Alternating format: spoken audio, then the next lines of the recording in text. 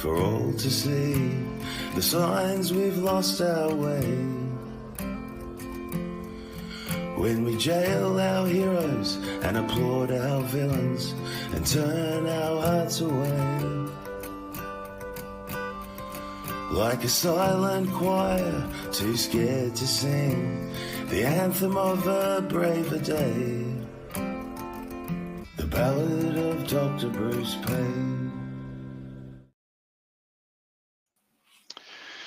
And talking about him, there he is. Hello there, Master Bruce. How are we for this Monday, the 29th of September? Wow, another month just about gone, mate, and we'll be into October. And spring's very definitely here, isn't it? Yeah, it's definitely warmed up a little bit, even where I am in my neck of the woods, and we've got a little bit of rain. So that's not enough, but just a bit of a sprinkle. We definitely need a lot more. Yeah.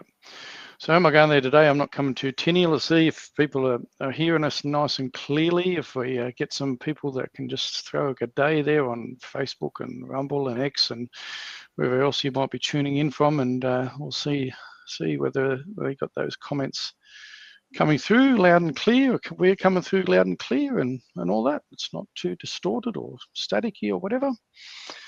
But yeah, so look, here we go. And Susie's saying g'day at all. G'day there, Susie. So happy Monday. What time for next week with daylight savings? Oh, yeah. Yeah. So yeah, no, it'll have to still be. So it'll be 4:30 Adelaide time. So that'll be I'm still half an hour behind.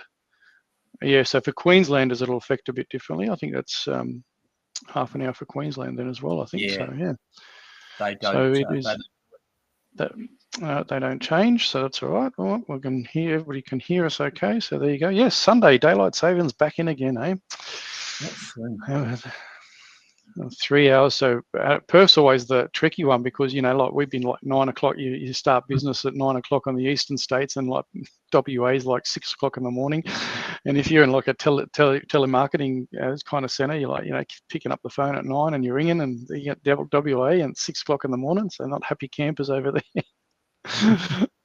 But anyway, you get that. So we've got another bumper show planned apparently. Brucey's got a bit to give and I've got a bit to go. So what do you reckon, mate? Should we just start cracking into it? Let's do this. There we go. You like that? We're only talking about that.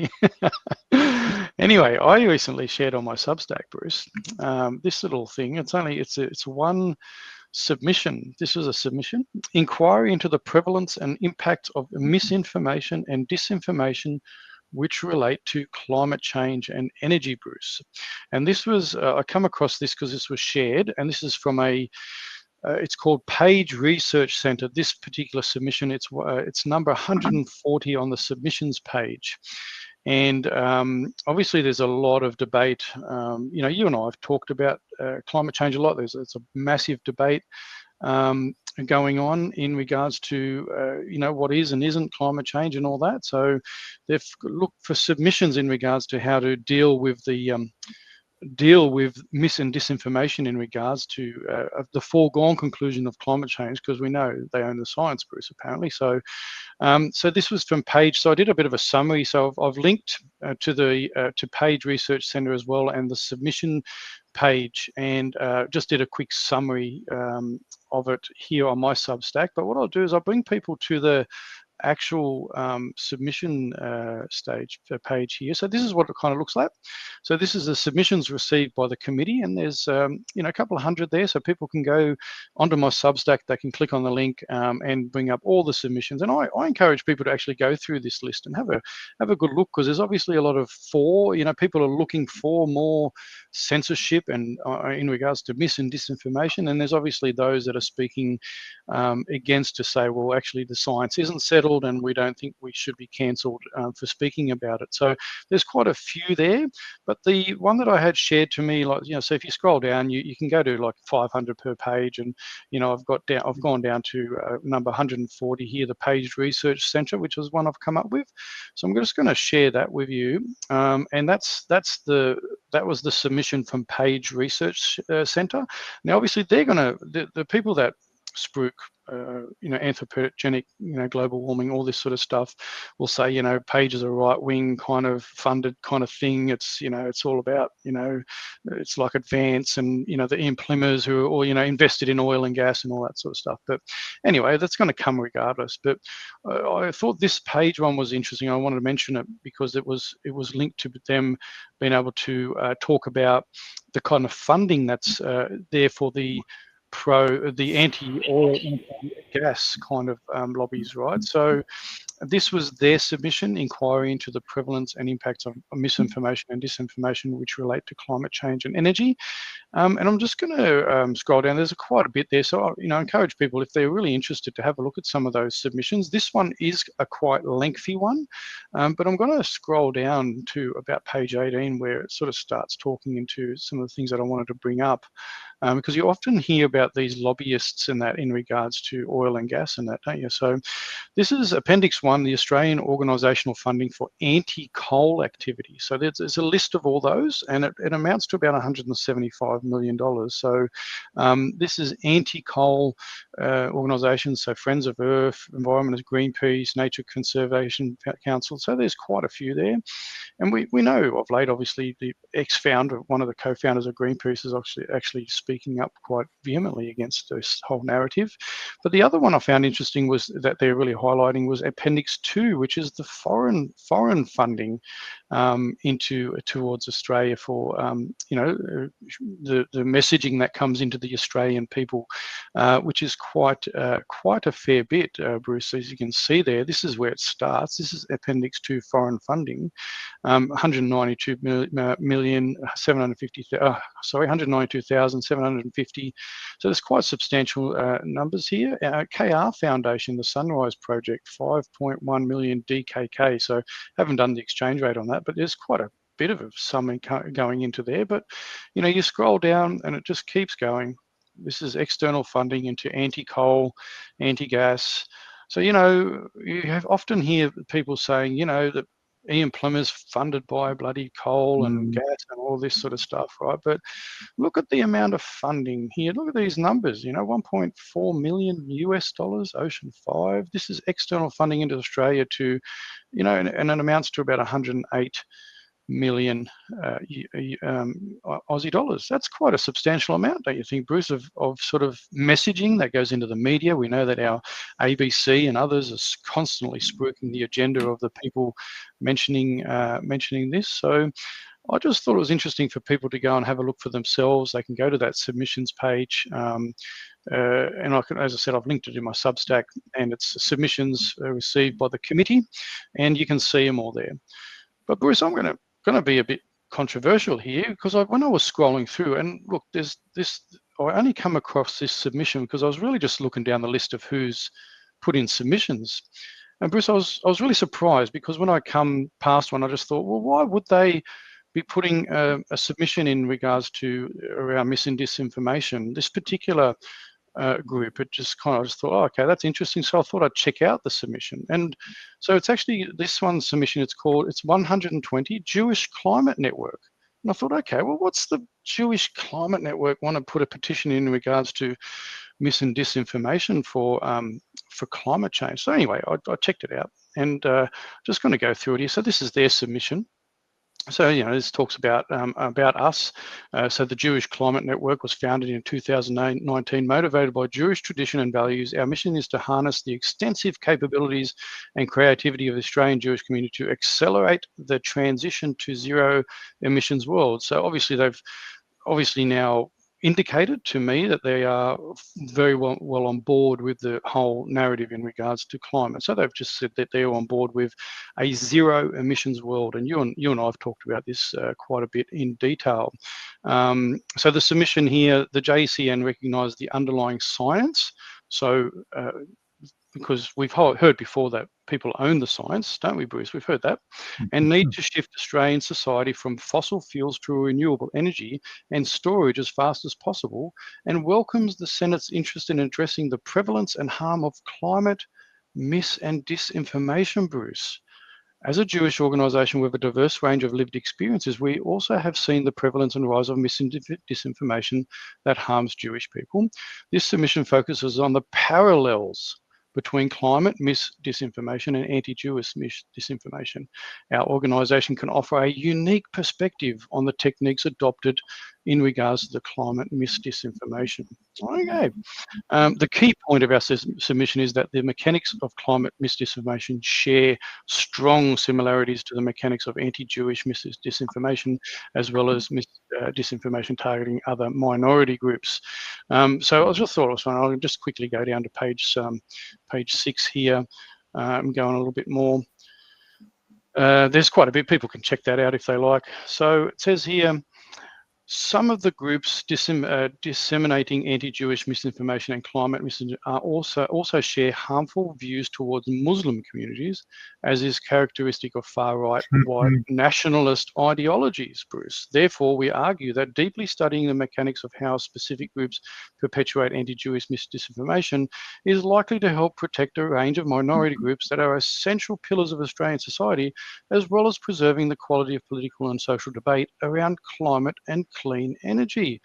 So it's like you've been thrown, now you, Bruce, or anybody else that's challenging climate, the narrative of climate change, because they own the science apparently, is that you might be also characterized as of far right and white nationalist ideologies, Bruce, because you're challenging climate change. I just thought it was really interesting, right? And there was no motivation of mine. I was just scrolling through the list and I thought, oh, that's really interesting. Well, let's see why they would be putting in this submission. And I thought, well, I'll read it, and that's where I come up with. And I just find, because we talk about climate change a bit on our channel, and we could be cancelled for two things now, that we're actually talking out about climate change, and that I've happened to mention that the Jewish people are actually also calling out climate change. But what I want to just share with people is now, because there's obviously we talked about Topher Field doing a video in regards to the Islamic community or Islamic lobbying group, talking about looking at more censorship.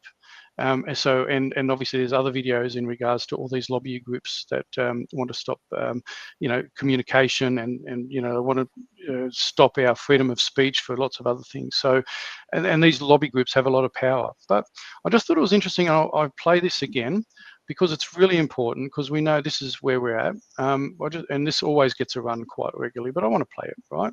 I'm going to play it. Let's just see if I've got sound first. Yeah, we got sound. If anybody is still in any doubt about the extent to which the climate change narrative is a scam, here's the UN's Under-Secretary General for Global Communications, Melissa Fleming, speaking at a World Economic Forum event in October 2022. We partnered with Google, for example. If you Google climate change, at the top of your search, you will get all kinds of UN resources. We started this partnership when we were shocked to see that when we Googled climate change, we were getting incredibly distorted information right at the top. So we're becoming much more proactive. We own the science, and we think that the world, should know it, and the platforms themselves also do. We own the science. So there you go, Bruce. If anybody is still in any doubt, played that before, but if you know the name, the voice, the person that's actually shared that video, Bruce, right? He's a person by the name of Norman Fenton. Now, Norman Fenton. Yep. So Norman Fenton is also got a mention for Clintel. So for people that don't know Clintel, Clintel's obviously got the declaration that there is no climate emergency, and they did a bit of an article on him because he's been attacked for his views in regards to climate, but also where he spoke about the COVID narrative a lot. And we know that we've been lumped into conspiracy theorists as that for COVID, and we've this whole conspiracy theorist, that submission from JCN mentions conspiracy theorists a lot. Now, I just wanted to make the point, and you've probably already correlated because your mind works pretty quick. Now, what do you think? Professor Norman Fenton is an amazing academic mathematician. He's now, obviously been cited in Clintel here. He's the one that shared the video about climate change. What do you think Norman Fenton's heritage is, Bruce? Oh, I know he's got a British accent. Beyond that, I really don't know. Yes, well, Norman Fenton has actually got Jewish heritage of Jewish parents. So there you go. And I thought, well, isn't he going to be classed as a far-right conspiracy theorist by, the Jewish Climate Network as well, seeing that he's challenging climate and he's also challenged COVID. So do you think they'll come after Norman Fenton? He was born Norman Finkelstein of German heritage. His father was Ben Finkelstein, was a Holocaust survivor from Poland. Now, I'm just trying to correlate where we're at here, Bruce, and see whether, someone like Norman should just now be classed as a far-right zealot because he's calling out and challenging climate change, and also talking out about the COVID response because most conspiracy theorists were. So I don't know, Bruce. I'm a bit confused by it all. But anyway, before I let you go and talk, I do just want to highlight something, because we talk about censorship a lot, and there's a lot of and not by not reporting something, I call that censorship as well, Bruce. So all these platforms, all these conflicts around the world, we know, we see them in their news every single day, nearly every hour, whether it be Russia, Ukraine, whether it be, Israel and Palestine, they're constantly getting the news. And if we're talking about, censorship and people wanting for more censorship, I actually want less censorship. I want it out in the open.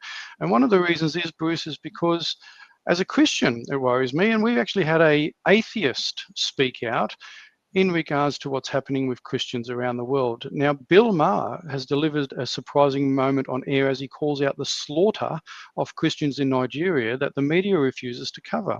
If you don't know what's going on in Nigeria, your media sources suck, he says.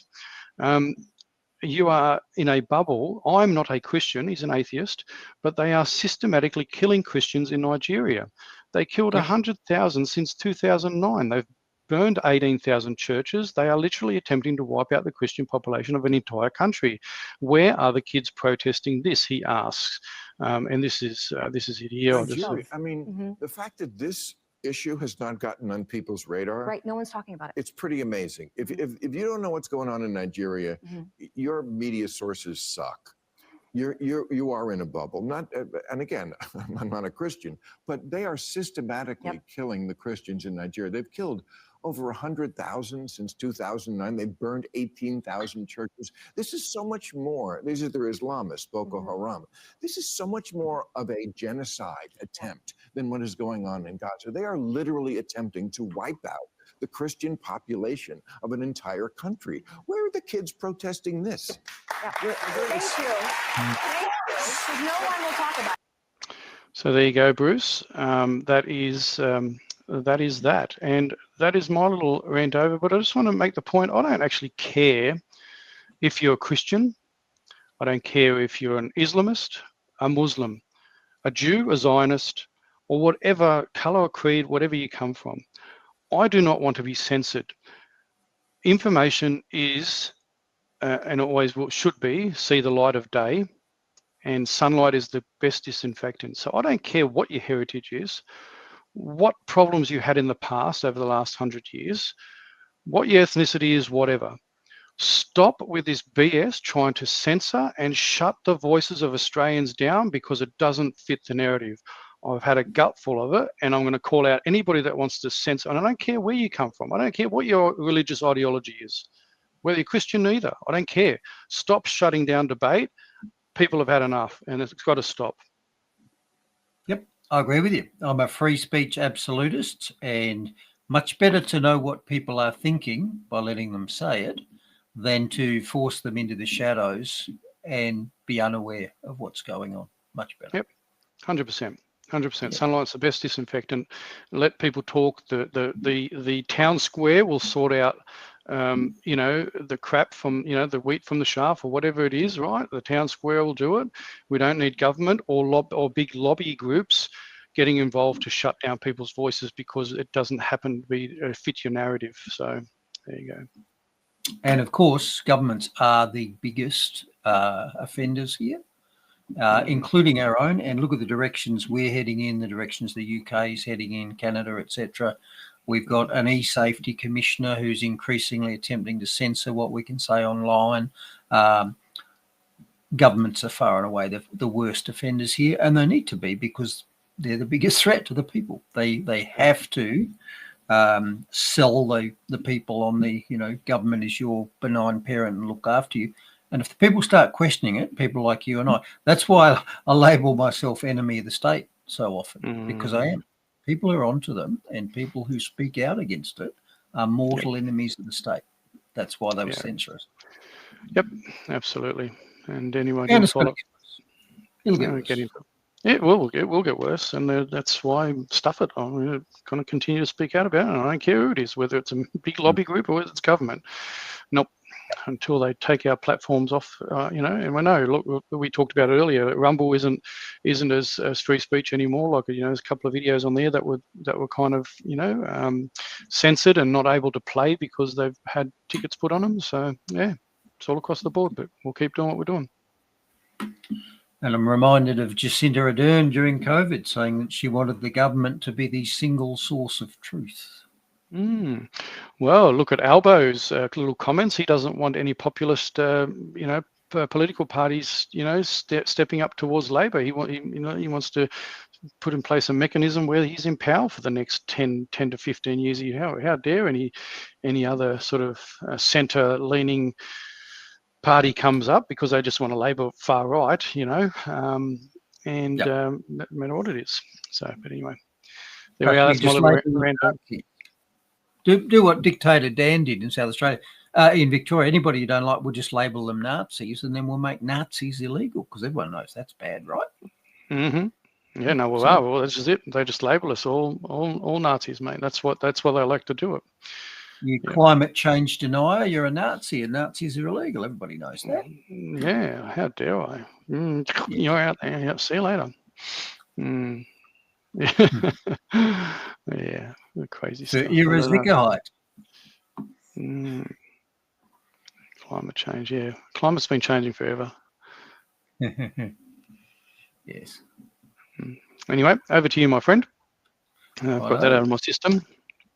Well, I don't think you have. I think that's a temporary dump, but I suspect we'll keep coming back to that, won't we? I reckon we will. So here we are, just getting up to the where are we? 29th, almost the end of September. How good is that? Episode 76. I know. So where shall we go this week? Holy dooly, it's going to be a cranker. Yeah, and I had to sort of push a few together there, but there we go. Now, the first story is a good story because did you know that we've been forgiven by YouTube and we're allowed to go back now? Oh, well, there you go. Yes, I did see that. Very interesting. There was so much to talk about, Bruce. I'm glad you brought that up because I had that on my radar to bring up at some stage too. So, yes, that's good that you brought that up. I got you back there. Of course you have. We got a packed, not easy being green segment with news. As predicted, the new vehicle emissions standard, the NVES, is going to push up prices of the cars that we want to buy substantially. You know, for $4,700 for the D-Max that I just bought. But don't worry, because in response, Isuzu is bringing out an E-Max, which is only going to cost 30% more than the D-Max and have a full 30% of the range. So why would you want to buy the old oil burner anyway? We've got the news that the government wants to use your EV battery as a grid stabilizing battery. And it's a bit bad timing because this comes at a time when there's yet more stories about battery fires on a range of platforms. And finally, California's Tonopah bird streamer solar farm has gone belly up after trying to make a profit for 10 years and failing. Only $3.3 billion spent. Wow. And that's a solar collector facility in the Mojave Desert. If you can't collect enough solar there, you can't collect enough of it anyway. Yeah, I remember you were in one of our earlier episodes, Bruce. It got a bit of a run, didn't it? Because you were linking it in with the streamers, the effect on the wildlife, and it was the rays were catching the birds and actually setting them on fire, and they were calling them, what was it, calling them streamers or something? Streamers, yeah, they were going down literally in flames. Well, that plant's being decommissioned. They just can't. It's not economic. Wow. Health, last week we said that this week we were due to get the big announcement from the White House about autism, and we got a big announcement, not the one that perhaps we were expecting, but went partway there, mainly focusing on paracetamol, and we'll talk about that because they did point a couple of hints about the vax and aluminium thing as well. Money and finance, gold and silver on an absolute tear again this week. Bitcoin down a bit, but I wouldn't worry about that. Bitcoin's quite volatile, but gold and silver are just absolutely on a tear, and we'll talk about that. A lot of people watching the show, Bruce, they might be going off and grabbing themselves some gold and silver, brother. Guns, gold, and Bitcoin. That's what you need to buy. Yes. Yep. And by the way, I've been saying that for 10 years. So you've been probably awake for a lot longer than a lot of other people too, mate. So yes, we definitely need those. What are they? Castle laws. Yeah. Now, in the diversity is strength segment, there's a new crime in Britain, and that's the crime of being Jewish in public. And I'll show you a clip demonstrating that. And that meshes into another story from Britain, which says 98% of their population growth came from immigration last year. Morphing over into the ever popular Muslim bird of ridiculosity segment, we've got a vegan option for uniforms in the UK military now. And we've got a sex offender here in Victoria who's been moved to a women's prison after changing his identification status. Yes. Yes, I've seen that. That wasn't that. Yeah, that was it from Redux? I think they shared that in there. That was bloody sensational, isn't it? That's sensational. Interesting to see that. Bloody hell, that's a big story, that one. But to start with, okay, the Google story, and Google, of course, is the overarching company for YouTube. Now, Alphabet owns Google. Right. Many popular and concerned health channels that were previously hosted on YouTube fell foul of the censorship regime at the start of COVID for mentioning things like vitamin I or China or things like that, or questioning the proven dangerous experimental vaccine program. And a huge suite of channels were just extinguished. Well, it's good news. All of the channels that were censored and extinguished in that fashion 5 years ago, it's all is forgiven. You can come back now. Now, Mark, did you ever post on YouTube? I don't recall. I know, yeah, I have, and I got banned off it real quick because obviously I was sharing some of that stuff, sharing people like professors that have now been proven right with lots of stuff and information. So yeah, no, YouTube, banned me early on in the piece. All is forgiven, Mark. You can go back now. They've forgiven your bad deeds for being right. And was it Kennedy said they'll forgive you for being wrong, but they'll never forgive you for being right? I think it was. Okay. Now, I wonder whether this is part of the reason for that. I wonder whether they're being a bit disingenuous there, and they aren't really forgiving us for being right. I wonder if they're starting to notice that they spawned a whole lot of alternative platforms by pushing out content that people wanted to see. And one of them obviously was Rumble, which I would guess is our Prime channel. And of course, Twitter X became a free speech platform as well. And indeed, over the period we're talking about, Rumble has grown from pretty much nothing, less than 2 million users, to a peak of in the 60 million range now. So whilst that's still nowhere near as big as YouTube as a platform, it's certainly growing and it's on an upwards trajectory. And I wonder whether a big part of this is they're going, yeah, hang on, we got to stop that. That's actually mattering now. Yeah, they still like to ping. They'll just do it a little bit smarter now. You haven't got music rights for that bit of, that bit of tunes you used in that promo. One of our episode 75, as we talked about, right? That we used something from somewhere and they've put a ping on it, right? So, and if I want to challenge it, so I can challenge it, and I reckon I'd get it reversed. But they want you to upload ID and all that sort of stuff to be able to question it, right? And most people will rack off. So they don't actually.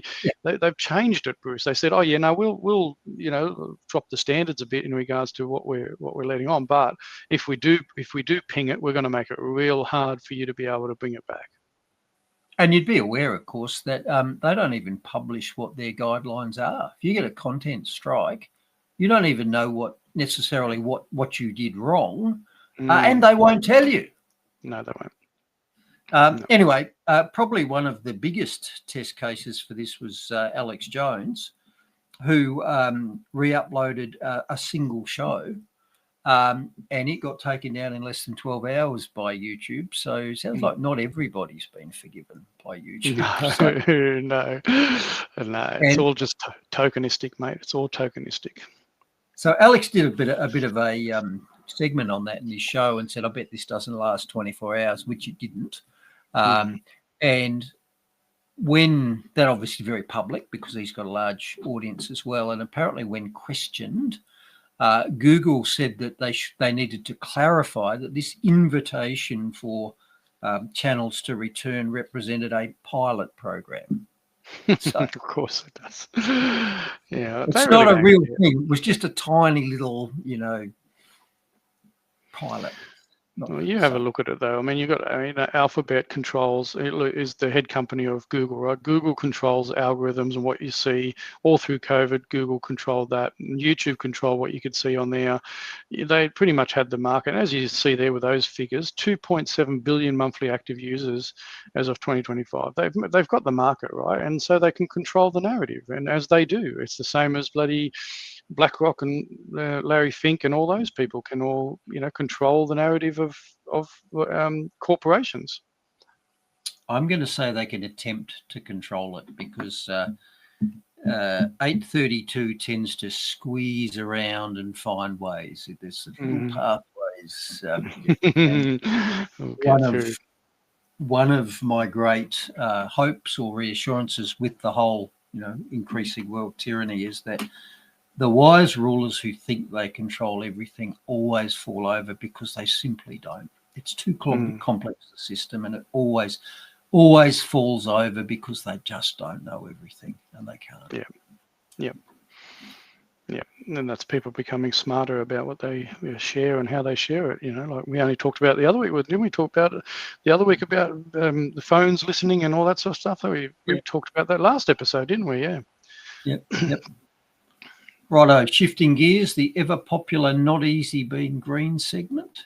And here's a bit of good news, Mark, because you might remember, I don't know, was it a few months ago, I said people should be aware that the Australian government is about to heavily tax tradie four-wheel drive diesel utes that, far and away are amongst the most popular vehicles that people want to buy in this country.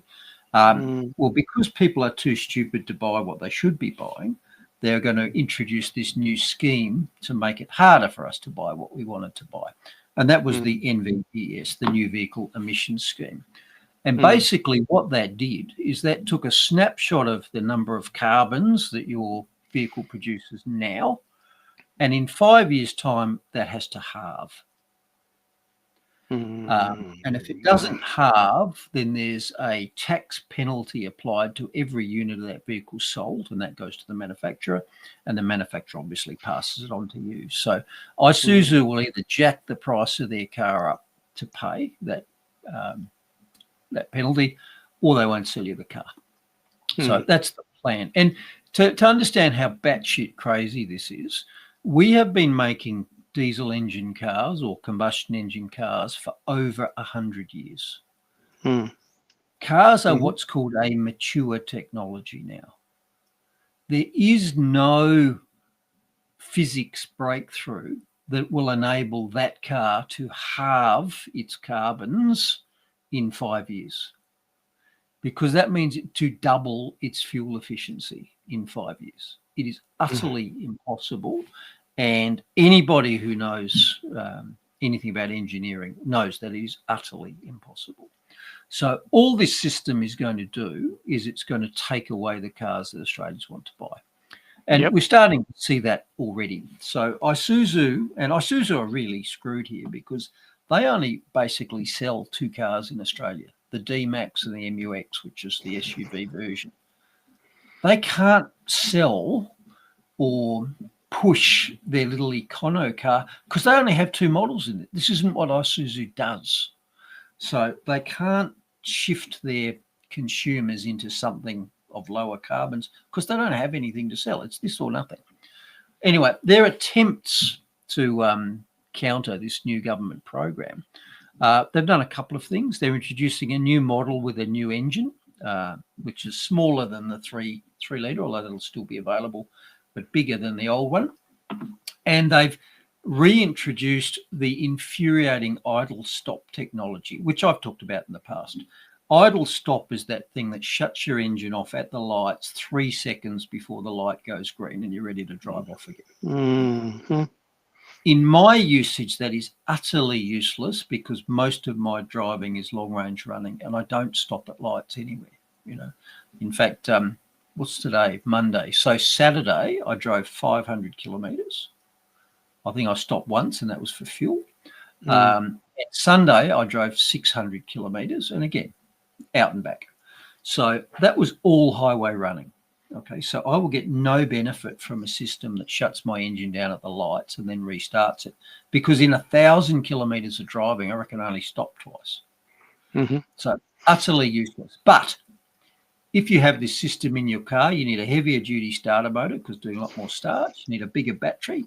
And last time I replaced one of these in my Mazda, the battery cost more than twice as much because it had to have a lot more capacity. And then you got the problem that when your engine shuts off, the oil pressure drops. When it restarts, you've got less oil pressure before it builds up again.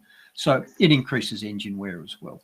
So I disabled this in my last car, my little Mazda, and I suggest anyone who's got this in their car consider disabling it because it saves you almost no fuel and it damages your engine and costs you more in batteries.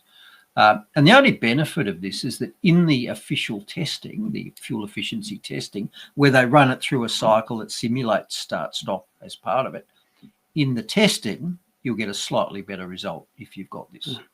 In the real world, no better result. And, of course, the testing doesn't test whether your battery costs you 2.5 times as much in 5 years when you've got to replace it. Yep. Anyhow, that's what Isuzu's done as a response to the NVES to try and at least partially compensate for it. And as I flagged previously, this is going to cost you thousands of dollars extra for the vehicle you want to buy over the next few years. Now, the government denied that when it came out. They, in fact, said that what it would do is increase the range of vehicles. They said it won't cost you more, you just have more options. $4,500 extra sounds like a lot extra to me. So. Yeah. Yep. Well, the option will be is to get those ones from China that, tracked and traced. Now, there is hope because Isuzu is also going to bring out an electric version of the D-Max. So I'm calling that the E-Max. And this story is actually from the UK where they're talking about it. And what they're predicting is that the E-Max is going to cost about $100,000, whereas the D-Max costs about 70, depending on the model. So it's nearly 50% more in terms of cost. And that its range is going to be about 260 kilometres, whereas my D-Max is about 800 kilometres. So, for the bargain basement price of 50% more again, I can have a vehicle that only goes a third as far, okay? And they note, by the way, that if you want to do things like tow with it or put a load in it, now why would anybody want to do that with a four-wheel drive double cab ute? That's just crazy talk. But if you were stupid enough to think that you could use it as a tow vehicle, you could find that your range halved again. So the official 260 kilometre range could drop down into the hundreds if you were using it, using it for heavy duty use. And of course, I've got to ask, we might remember a few weeks ago, we looked at the difference between the published range and the real world range. And if you allow for the 80-20 rule, which is you shouldn't charge your battery over 80 or under 20, that seemed to halve the actual range again. So if we apply both of those, if the real range is not 260 kilometres, but it's 130, and then we halve it again because we're loading it up to the max and towing with it, we're getting less than 100 kilometres of range out of this thing. All because our wise rulers said this is what we need to do instead of buying the vehicles that we want. Thank you, Black Cat Bowen. Yeah, and it's all, as we said, it's all based on a scam, and this is why they're coming down so hard on disinformation in climate change narrative, Bruce, because there is no debated science. They own it, and this is why we're all going this way. So, if people think that declared climate change emergencies like here in South Australia aren't going to affect you further in the future, you've got your head in the sand. So this is where it's all going. You will not have an option. It'll all just be forced and regulated that way. And as RFK Jr. said, they don't censor you for telling lies, they censor you for telling the truth. Yes, sir. Yep, I learned that a lot, haven't we? But it's not all bad news, Mark, because there are benefits of us going EV. And here's a story from the Australian telling us about those benefits. And that is your EMAX can be used as a mobile power station. So you can actually use it to feed power back into your house. And better still, you can connect it up to the grid, which means you can sell power into the grid at times when it's needed to buffer it. So in other words, you can put energy in and out of the battery in your car, not just so as you can use it, but so as the grid can use it. And you probably know that every time you discharge a battery, that's called a cycle, and that puts a small amount of wear on your battery, so that over time, the more cycles you do, the less capacity your battery has. Now, for some reason, however, this story says that they're promising that there won't be any impairment of battery lifetime. So they've achieved the holy grail of not wearing out your battery when the government's using it or the grid's using it, even though it would normally wear out when you're using it. And is that after the 100 kilometres range that you got? Like if you drive it for 100 kilometres, then you're not going to have anything to discharge anyway, Bruce. Especially, let's think about this. I've got my EMAX. I've connected it up to the grid, and by the way, this story says that you will be able to. No, in future you will be required to connect your EV because they need your battery. All right, they need your battery because they've gone this bright electric future. Then they've suddenly worked out you can't store electricity, so we need a shed load of batteries. And guess what? We'll just make the punters buy the batteries and we'll use them. That's how it'll work. So, forget about this. You can opt in. No, this will be compulsory. You will have an EV and you will connect it to the grid. You will charge it up with your 100 kilometres of range that you want to use tomorrow to tow your tradies trailer down to your building job, which is 50 kilometres away and back. Except when you get up in the morning, you'll find the government's helped themselves to 60 or 80% of that power because there was no wind and solar that night, right? So, yeah, that's right. Just like they help themselves to 50% of everything you earn, Bruce, right? So, in taxes. So, and when you put it that way, it seems ultimately very fair, doesn't it? All right, so they plan to progressively force everybody into EVs for a range of reasons. One of them is because they need your battery. They need your EV as a grid stabilising battery. But this story says that even if they do that, even if we force everybody into EVs, so we all get rid of our D-Maxes and get E-Maxes, This story says that that's not good enough. We're not going to meet our climate targets if we swap our large diesel SUVs for large electrical EVs. That alone will not allow us to meet our targets. And so what we actually need to do is we need to convince Australians to change to small EVs. So not only do you have to step out of your diesel 4x4, you've got to step into a small electric car. So if you're a tradie, you notice that the one in the picture there's got a little roof rack on it. So you might have to get used to not towing your 8x5 tradie trailer around with you, or your little digger if you're a plumber. You might have to get everything you can on the roof of that little electric vehicle, right? Yeah, well, and it doesn't really matter. You don't have to go too far in the future anyway, Bruce, because we're more and more being locked out of national parks. So you won't be able to go up into national parks and forward driving, because that's another thing they're restricting you doing, because it's apparently heritage or Aboriginal sites. So you can't go up there either. So there's no need for you to have a forward drive. And tradies, I don't know what they're going to do with tradies. It might just be who knows.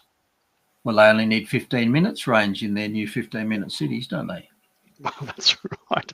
You'll have electric bicycles to put your bloody lumber on and tools and that, right? Marcus, that's a gazump strike. I don't know. Look at me go. Okay. And whilst we're all pondering our bright electric future, government mandated, of course, it might be a bad time to mention that after we swap our D-Maxes for E-Maxes, not only are we going to pay 50% extra for them and get only a third of the use out of them, but they're going to depreciate much faster as well. So, for example, this story tells us that a typical EV loses half its value in 2 years, whereas a typical diesel ute retains 85% of its value in the same length of time. So not only are they more expensive to get into and not as good, but once you have bought yourself one, you're going to find that the value disappears before your very eyes. Good one, Carla. I had to put that up. Why don't all the plumbers go on strike and let all the turds pile up around Parliament House to match all the shitty in there? Yeah, nailed it. The French and the Belgians are experts at that, because when their farmers go to war with the government, they drive up in enormous tractors with manure spreaders. That's right. I've seen that. It's classic. You might want to enlist the farmers as well. Yeah, that was good. I remember watching the vision of that, and one of them actually had something where they had an extension of it and actually tried to spray it through open windows and all sorts of stuff. And it's just classic. I love it. No, it's all right. You don't have to apologise, Carlo. You don't have to be sorry for that one. That's all good. Nice work. All righty. Where are we? There we go. Okay, so while we're all swapping our vehicles we want for these sort of small EVs, just bring you back to a time gone by when, after the Second World War, we had austerity because huge amounts of resources had been devoted to blowing the other side's stuff up, and so money and resources were generally in poor supply. And so after the Second World War, there was a considerable period of austerity, in other words, poverty. And so we saw in Europe a whole range of micro cars come out to allow people to still get around in these, new poverty times. So on the right, you've got an example of that. That was a micro car from Europe. And what were they thinking? What were they thinking? Of course, on the left, you've got the same thing. So that's a Chinese electric micro car. And they haven't quite got this small and tinny in Australia yet, but trust me, they make them. So as the story a couple of slides back said, not only do you have to go electric, you've got to go micro electric with your vehicle in the future. So we're basically turning ourselves back to the poverty levels of 80 years ago under government direction. And it's not much further back to go to see what I saw in the Third World. So, on the left there, you've got a picture I took in Dili, East Timor, of a very common sight, and that's a family of 4 on a small motorcycle. So there's dad driving, there's a kid sitting in front of him, there's mum sideways on the seat behind, and she's got a baby on her chest breastfeeding as they go past. Mm-hmm. The picture on the right, I must confess, I didn't take that one. I took that one from the Googles, but yeah, it's not too much of a change there, is it? Not too far. And here's why I gave you a gazumping strike just earlier, because bugger me, what came out almost a day or two ago was this story, which is seeding out the idea that yes, you can indeed replace your car with an electric cargo bike. So it's an e-cargo bike. So you've got mum there with 2 kids and some cargo on the front, which is not too dissimilar to that story that we saw from East Timor, that picture with 4 on the bike. So this story was telling us, and they're starting to seed these out, the nudge units, that you know what, you do just fine if you get rid of your car and just get an e-bike. Yeah, you get special weather canopies and all that sort of stuff, mate. You know, you put that on there. Yeah, you'll be all right. 15-minute cities, you won't need to go too far. Oh, look at this. There we go. Now, the same day, this story also came out, and this is another story telling us that you can replace your car with an electric cargo bike. Now, this story uses a different picture, a different person, and is set in a different city, but it's exactly the same story, isn't it? Now, up until yesterday, I didn't even know that there was an electric cargo bike. And today I've seen 2 purportedly completely different stories of people telling us what a great idea it is. It's amazing how they shape narratives, isn't it, Bruce? It's really narrative shaping. Carla says you're behind the times. You haven't been to Indonesia lately, Bali lately. Add a 3-meter ladder plus 20 chooks smoking, looking at your mobile phone and turning a corner whilst you're drunk. Carla, I was in Shanghai 25 years ago dropping a patient off, and I had a few days there. And Shanghai had a very interesting traffic mix. So you had heavy goods vehicles, large trucks. You had black Volkswagen Passat taxis, which went everywhere at high speed on the wrong side of the road. And you had bicycles, which could form any function from individual transport up to heavy goods vehicles, up to mobile restaurants. So I saw bicycles with outrigger platforms and about a ton of cargo on them. And I saw mobile fast food bicycles, again, with a 3rd wheel and an outrigger, complete with a burning barbecue. And that was mobile. So, yeah, I've got to tell you I have, Carla. But my point here was tuk-tuks. They seeded out the same story in two different forms in a day and a bit, which just alerts me that both of these stories are bogus.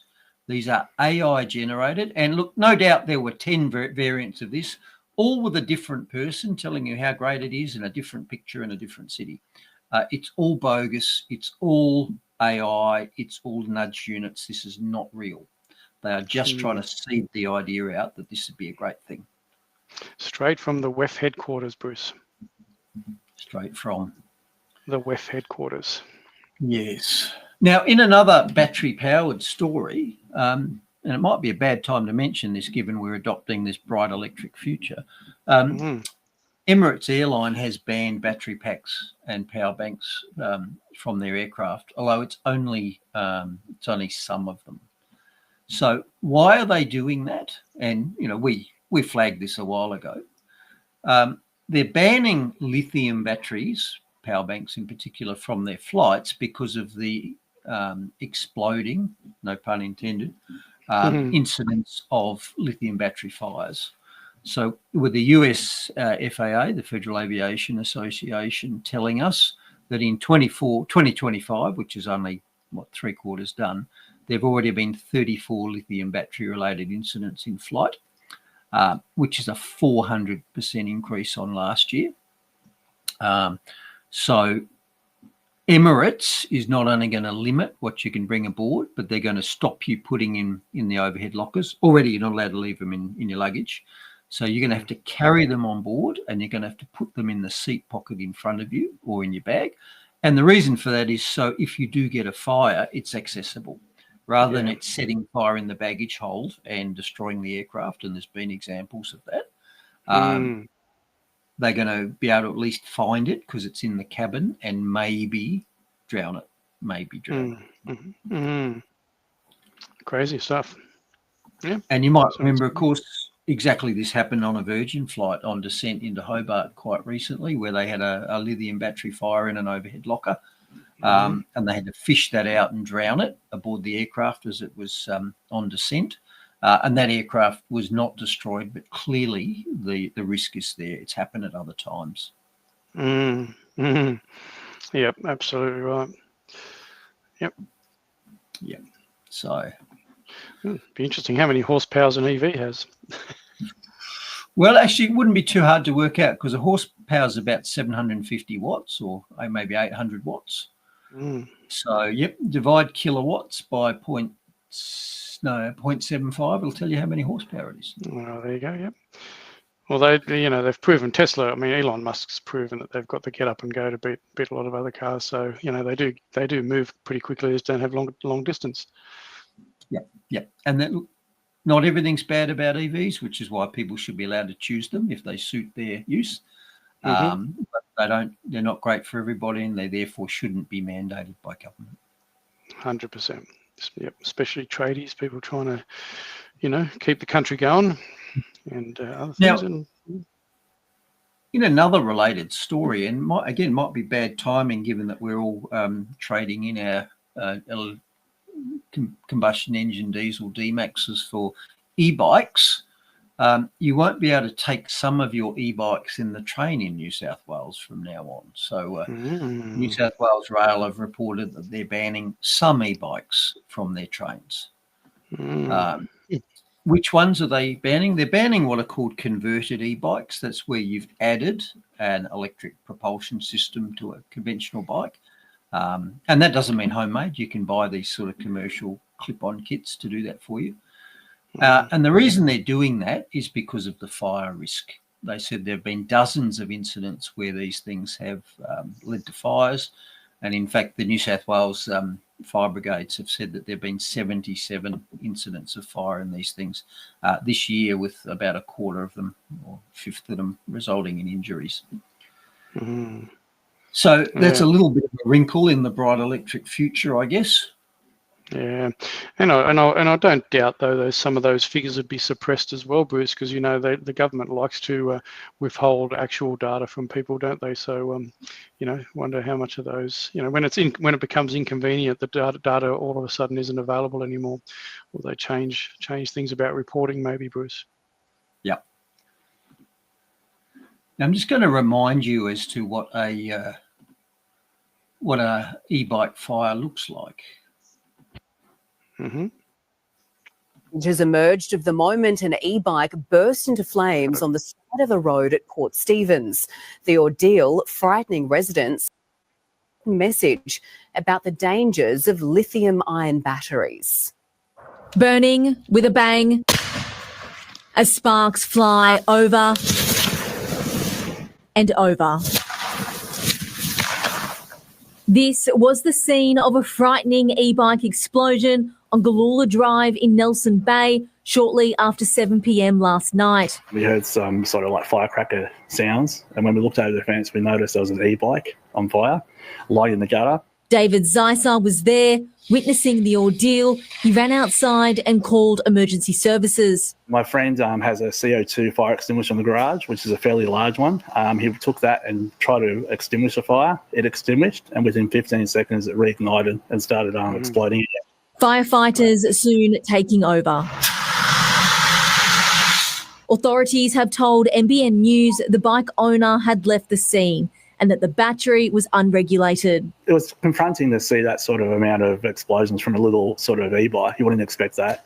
You see it on TV, but once you sort of see it in real life, it actually hits home how dangerous these things can be.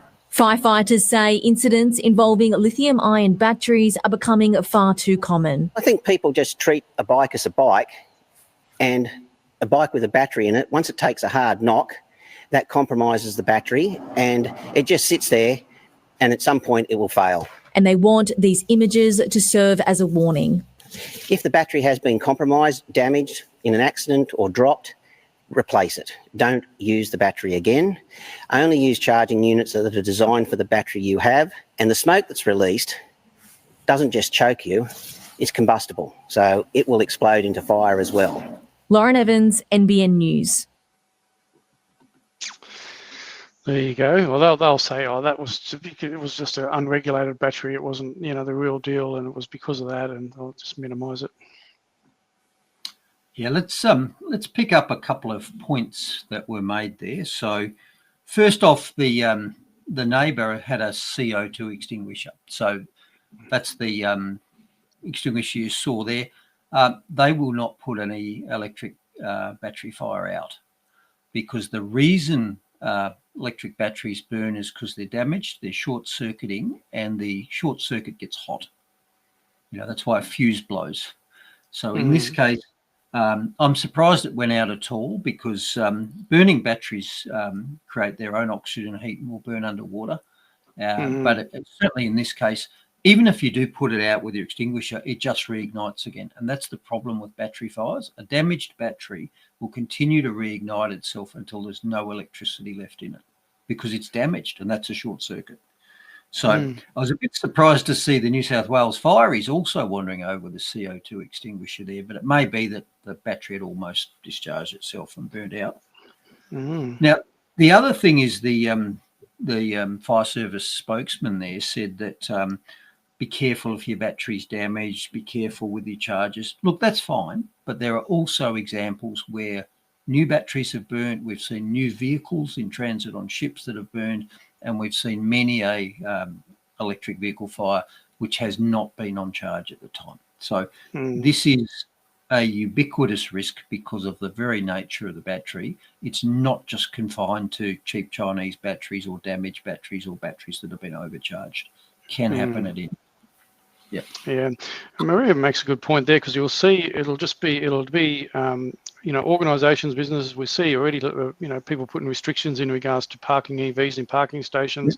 Her example there in regards to the, repair shop in Adelaide refusing to work on EVs, that's what's going to happen, and you're going to get more and more of that, and it's, what's going to happen. The industry will end up self-imploding, and we'll all pick up the pieces from investing billions of dollars going to this stupid transition. And this, of course, is one of the reasons why yours and my insurance is going up, because of this very thing. The difficulty and risk in working on a damaged EV means that in many cases they just write them off, because they cannot take the liability risk down the track that the Tesla that you drove over a curb and scraped the bottom of it, maybe that battery's damaged, and maybe in a year's time that'll be parked in the Luton Airport car park. That battery will finally catch fire and destroy 6 stories and 2,000 cars, and they'll be on the hook for the insurance payout. So exactly. Increasingly, they just write these things off rather than attempt to repair them. Yeah. And Gail was asking, do you think carbon monoxide stops a battery fire? No, putting them underwater doesn't stop them, because there's nothing extra needed. The battery has the energy in it, it has the heat in it, and any gas that it gives off is flammable. They will burn underwater. Yeah. And we covered that in a few segments too, where it's special trucks in, is it America or somewhere? And they had the special tip trucks that are filled with water, and the fire brigade's got them, haven't they? And they dunk them in there.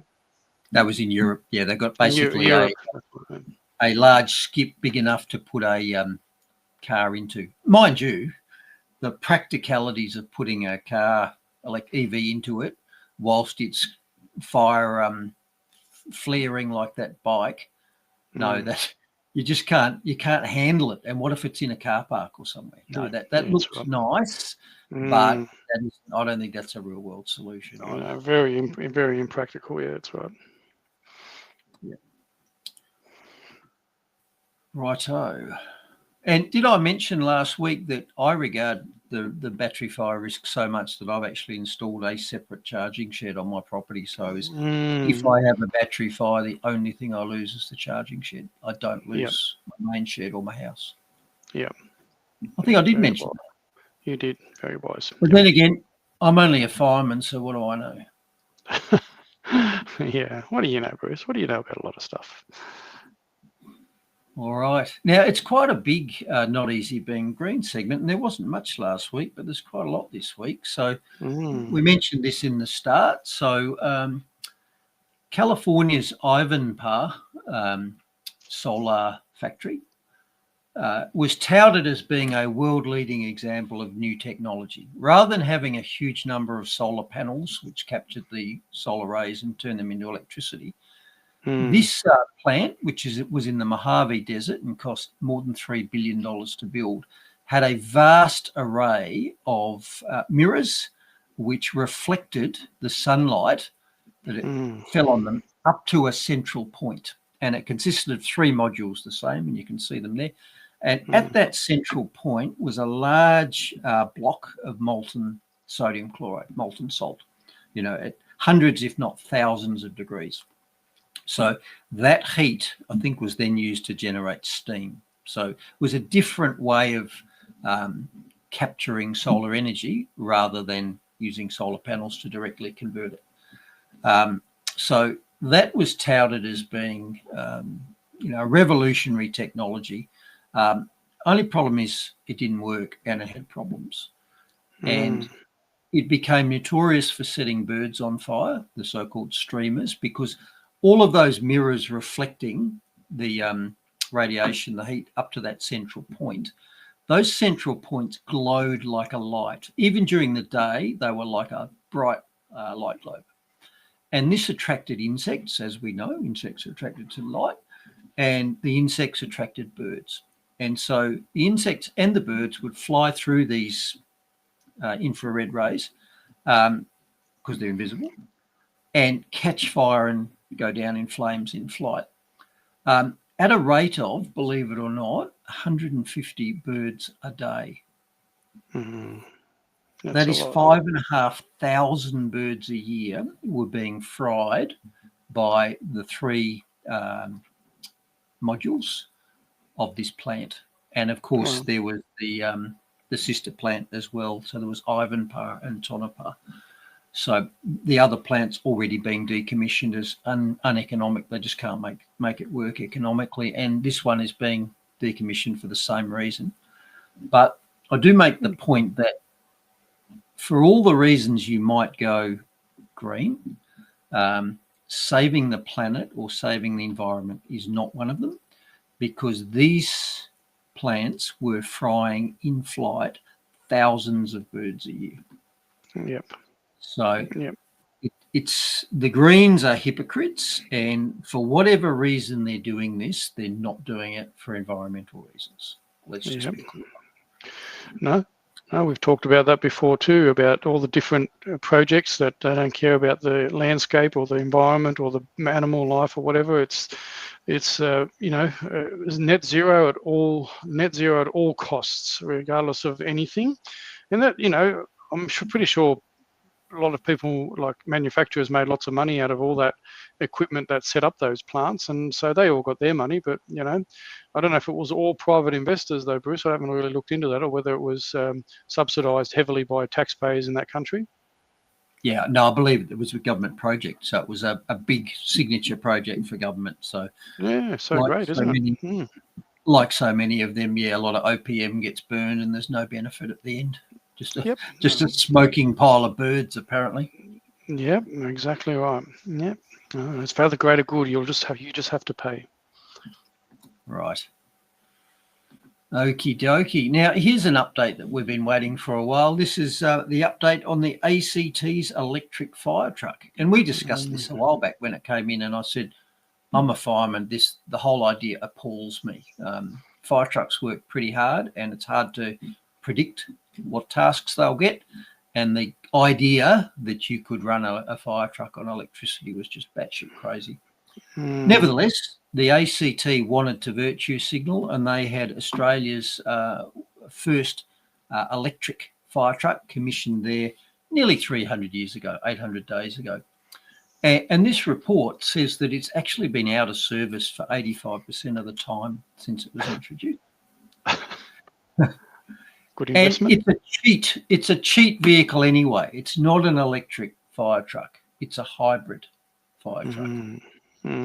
Nevertheless, it was a green initiative, and so the performance goalposts are obviously different for green green initiatives. And in fact, it met the expected performance criteria for a green project. So here's what they are. So firstly, it costs twice as much as a conventional fire truck, $1.8 million. It was delivered 18 months late. It has a 2-hour range. It needs an onboard diesel backup generator, so it's not even an electric vehicle at all. And it hasn't been working for 85% of the time since it was introduced. And there have been a number of faults, but the dominant fault was problems with the battery. Lo and behold. No one could have predicted this, Mark. Who would have thunk it? No one could have predicted this. All right. Well, it took a while to get out of the not easy being green segment, but we have. So let's click on over. And health is going to be the dominant segment for the rest, I'm afraid, because there was a lot came out in the week about that as well. Yeah, that's okay. So what have we got? Last week, we said that this week, the White House was going to bring in a big announcement on autism. And my prediction and hope was that they were going to tell us that there was evidence that vaccines were a prime cause and that aluminium was a key component of that. Well, they didn't quite do that, although they sort of did. So the announcement itself didn't mention vaccines or aluminium at all. The press release for the announcement concentrated on Tylenol, also known as paracetamol here in Australia. And what it said was that there was a potential link between mothers taking paracetamol while they were pregnant and autism in their children subsequently. And it was recommended that doctors start warning pregnant women about this, and that its use be cautionary and restricted.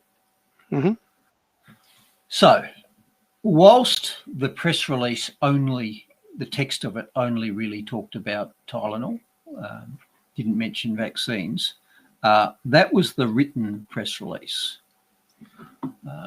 Now, here's the evidence for Tylenol. So Peter McCullough's website has gone through this and listed the evidence. And basically, out of 40 studies that have looked for whether there was any link between maternal consumption of paracetamol and autism, 27 studies said that there was a positive association.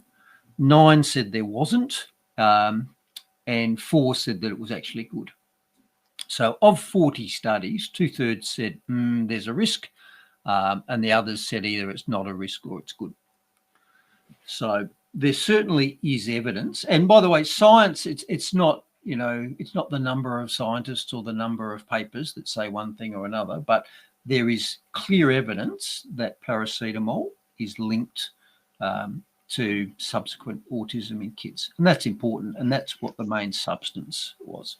Now, the White House announcement really talked about mothers taking paracetamol whilst they were pregnant. But Peter McCullough's site actually discussed which is probably a much more important risk factor, and that is young children taking paracetamol itself.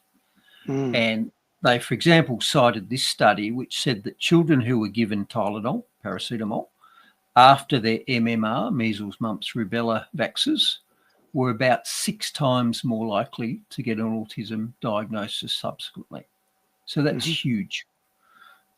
So 6 times. Now, interestingly, ibuprofen, which is a non-steroidal anti-inflammatory, aspirin type drug, if you like, appeared to be safe. So we have an option. So there was a clear link. and clear evidence. Now, given that vaccines are immune stimulants and they very often lead to kids being cranky and irritable and feverish, it's actually much more likely that kids will get Tylenol, paracetamol, around about the time they get a vaccine anyway. So again, that may explain why the association between paracetamol and vaccination, particularly if they're additive. So if paracetamol is associated with autism, it may well be because the vaccines are a risk factor and the paracetamol makes the vaccines a bigger risk factor. And that seems much more likely. And there's a plausible mechanism for how that could happen. And you might remember in the Bradford Hill criteria for working out whether correlation and causation are linked, you have to have a plausible mechanism. You know, how could it be that wearing a parachute stops you dying when you jump out of a plane? Well, obviously because you impact the ground much slower. There's a plausible mechanism, so how parachutes work. There's also a plausible mechanism for why Panadol might be associated with autism, and here it is. So acetaminophen, Panadol, depletes glutathione, the body's master antioxidant, exactly when the brain faces inflammatory stress, fever, seizure, immune activation. And even worse, because parents know that their kids get irritable and feverish at the time of vaccination, they often give them Panadol before they go in for the shot. So if Panadol is reducing your body's most important anti-inflammatory pathway at the same time as you are giving them a highly inflammatory stimulus, it's easy to see how that can make the damage caused by the vaccine worse. So there's a plausible mechanism there. And remember, there were also 40 papers that studied it, at least in the mother, and 2/3 of them said, yeah, there does appear to be a problem. So it wasn't a ridiculous thing for the Trump White House to come out and say, well, there's question marks about Tylenol. There certainly are. So how did the experts react? And this is an expert, you see. This expert immediately came out and denied it, said, no, that's not true, and said it's not based on fact. So this is an autism expert saying that the suggestion that paracetamol is linked to autism is not based on fact. Well, I just showed you 40 studies, 2/3 of which say that, well, yes, it is based on fact. So I'm not sure why this expert immediately came out and denied it. I mean, at best, they might have come out and said, well, that's interesting. Our data hasn't shown that. What have you got? But no, they came out and said, no, it's not true. It doesn't. Of course not. Yeah. And here in South Australia, the media rolled out a mum to talk into it. Mark? Did it again. That's 2 strikes. Bloody hell, I'll be off the show in no time, mate. You are. And I will get on to the Australian response in a second, but the American experts who immediately said this is not based on fact, even though it was, are the same experts who, by the way, who have up till now presided over the explosion in autism without being able to tell us what does cause it. Yeah. They can tell us what doesn't cause it, but they can't tell us what does. Yeah. And another expert body in the States, the American College of Obstetricians and Gynecologists, also jumped in, again denying it. And what they said is the medication is safe for pregnant women, and said that there is a downside to not taking it. So not only is it wrong, but you might get hurt if you don't take your paracetamol. So that's the American College of Obstetrics and Gynecologists, who, by the way, were the same college that told us that the COVID vaccine was safe and effective in pregnancy. Oh, of course. And by the way, I went on their website and they're still saying that. This is a current snapshot from their website, which is ACOG, the American College of Obstetrics and Gynecology, strongly recommends COVID-19 vaccination for all people, including anyone who is pregnant. So these experts who are assuring us that paracetamol is safe are still assuring us that COVID vaccines are safe in pregnancy. So they're the American experts. Now, what about the Australian experts? Now, the Australian experts agreed with the American experts, including Danielle McMullen, who is the AMA president, who incorrectly stated there are no studies showing that paracetamol use in pregnancy causes autism. Well, I've just shown you that 2/3 of 40 studies suggested that it did. So she said she's apparently, that expert is apparently unaware of that, but nevertheless she was aware of enough things to just come out and immediately say that Trump's wrong. No, of course they do. Yeah, it's just that Trump derangement because it come out of Trump. He knew that it was going to fire up everybody because he said it. If he all of a sudden said that air is safe to breathe, you need it for life, all the leftists would stop breathing. We've already seen multiple pregnant women chugging Tylenol and going, ha ha, see, it's safe. That's really sad. That's really stupid, and it's really sad. Yeah, Okay. maybe I shouldn't have said that. Maybe it could be causing incitement to violence or death. Maybe if they start doing it, I might get blamed for it.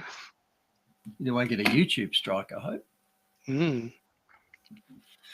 Now, the AMA president that I just talked about did roll out the usual correlation does not prove causation defense. Mm-hmm. And we hear that all the time, and that's a misquote, and I've addressed that before. What you really should be saying is that correlation does not necessarily prove causation. But of course, correlation often does mean causation, such as dying of massive trauma after jumping out of a plane without a parachute. So just because someone says, oh, well, correlation doesn't prove causation, might not prove it, but I tell you what, there's plenty of times that is nevertheless the case. Okay. Mm-hmm. And Bradford Hill talked about that. We've talked about them before. Mm-hmm. The AMA also rolled out the old canard that it's all genetic. So they said it's most likely that autism is linked with genetic factors as its primary driver, but we really don't know the cause. Okay. Well, let's just be honest here. Autism has exploded in 2 generations' time. So over 50 years, autism has absolutely exploded from one kid in a school to one kid in a classroom. Now, human genes do not change that fast. You would have needed a massive change in the gene mix of the human population to create that cause. And again, let's state an obvious fact. If autism was genetic, autism reduces the fitness of the person to pass those genes on. So if autism was genetic, it would self-extinguish. It wouldn't explode. You know, autistic kids are not highly fertile. Their genes are not spreading throughout the population at great speed because they're good genes. No, very much the opposite. Genetics cannot and does not explain autism. Yeah.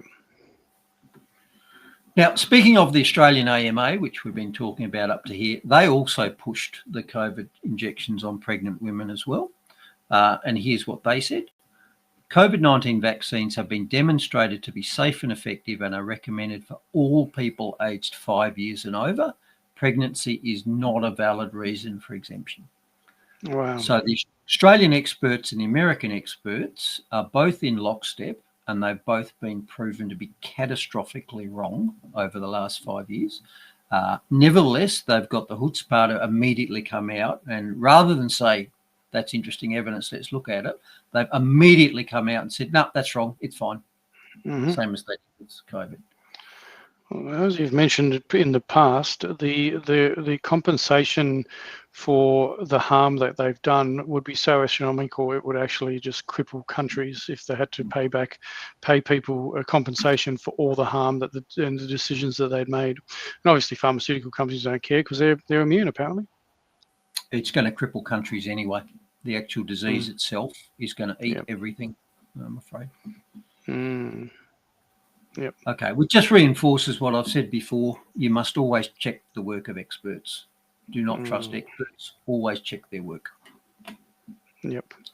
And I wasn't sure whether you're going to get, when I was going to gazump you, but I wasn't sure whether you'd actually seen it, because I shared this during the week, and I'll see if I can bring up the right one. This was actually from, oh, not that one. Where am I? You're bringing me up. There you are. That's funny. This one here. This was from 8th of March 17. We actually don't recommend using any of our products while pregnant. Thank you for taking the time to voice your concerns today.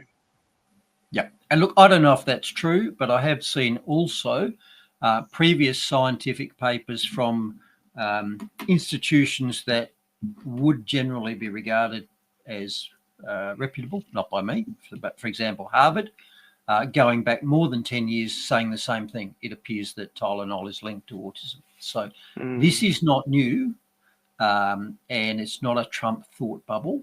This info has been out for 10 years, and it's time it got published. And for our expert bodies to A, be unaware of it, and to B, reflexively just say, no, it's wrong, just shows they're not experts. They're just not experts. It's the default every time, isn't it? When it comes from someone else, because it doesn't fit their narrative, so they've got to undermine it. Same with climate change, Bruce. Same with climate change. Yep. Shut that shit down. You far right conspiracy theorists. How dare you, neo-Nazi, Bruce? Imagine if the AMA was our single source of truth on paracetamol in pregnancy. Imagine. Or better still, imagine if Donald Trump was. I can see benefits. Okay, so we talked about professional bodies and their response to the news. What do the parents say? What do the parents of autistic kids say?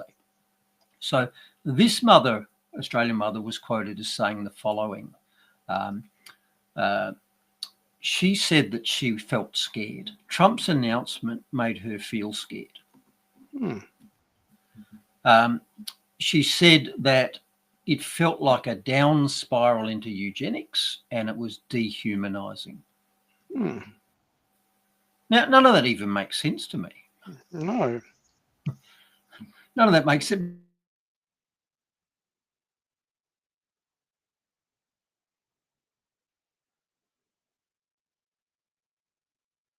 I don't know whether that's me or Bruce, guys. It might have been, might be me. But if you can put a comment in, is Bruce coming through or me coming through? Which one of you is coming through?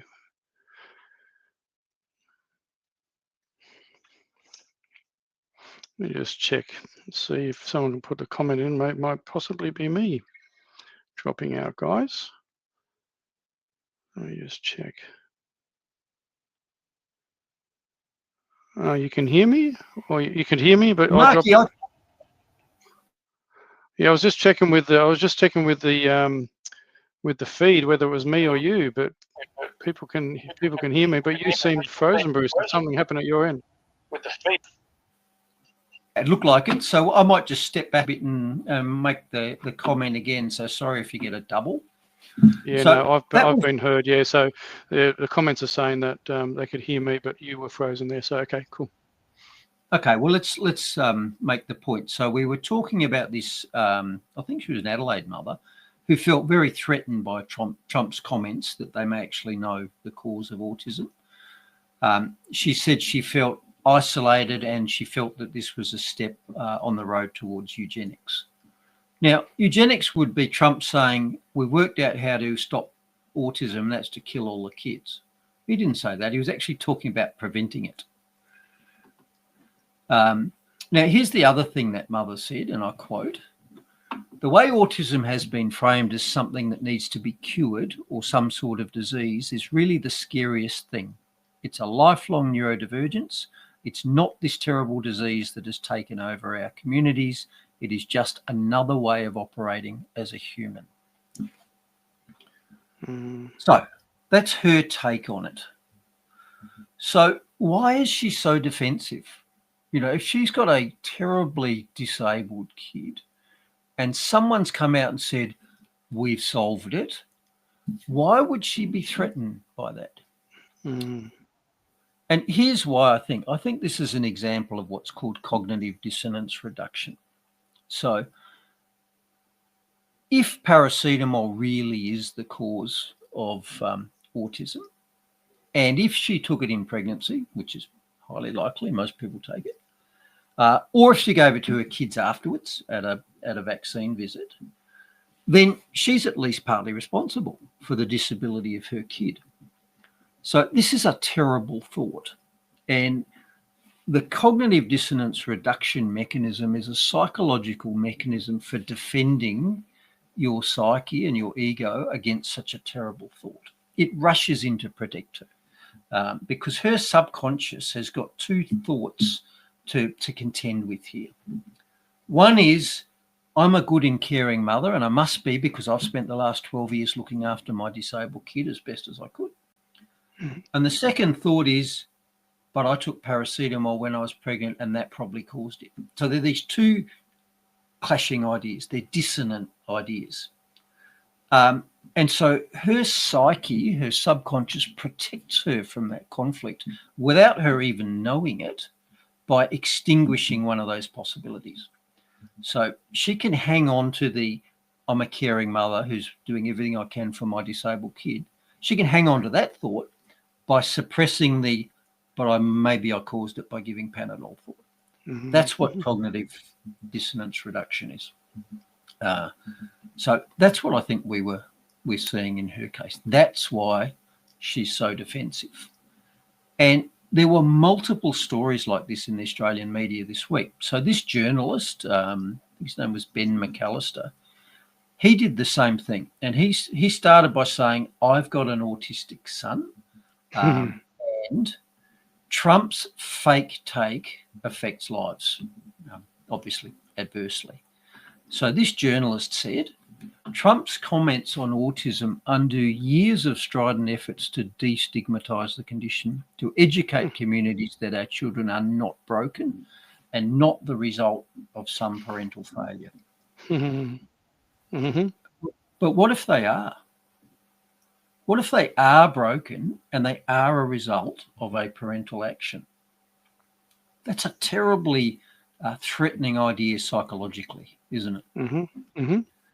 Now, this journalist goes on to again say, well, I think it's genetic. So he says it's a lifelong neurological difference rooted deeply in genetic wiring. And we've already talked about that, but he clings to that. So it was genetics that did it. He also says in his story that his son, his autistic son, has a beautiful magical superpower. Okay, so it's not a disability, it's a superpower. And he goes on to say, at the same time, however, that this superpower is causing challenges. So he can sort of admit that, yeah, whilst it's a superpower, it's actually causing problems. So his opinions are all over the shop.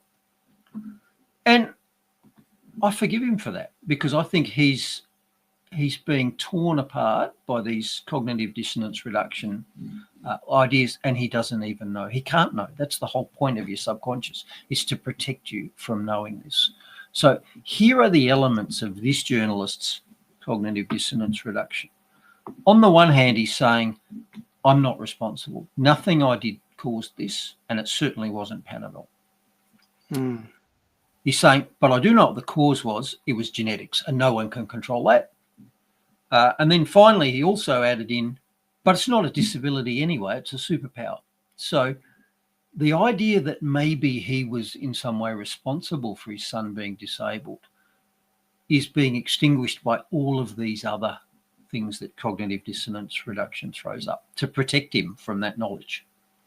So the two parents that they quoted in the media both showed exactly the same psychological effects. And I 100% understand it, and I 100% forgive them for it. This is naturally what your subconscious does to protect you from knowledge that would be self-destroying. Yeah, and all the organisations that jumped on board as well. I saw a lot of the neurodivergent organisations, and that are really coming, firing up as well for that exact reason as well. And most of them are doing the old, it's a superpower line, Stop labelling these people as disabled. They're just different. Well, I'm going to talk to that in a minute.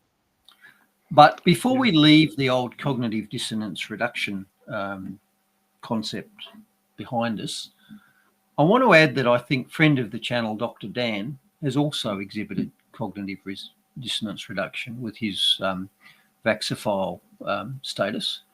And I think here's the two dissonant ideas that he's trying to reconcile at the same time.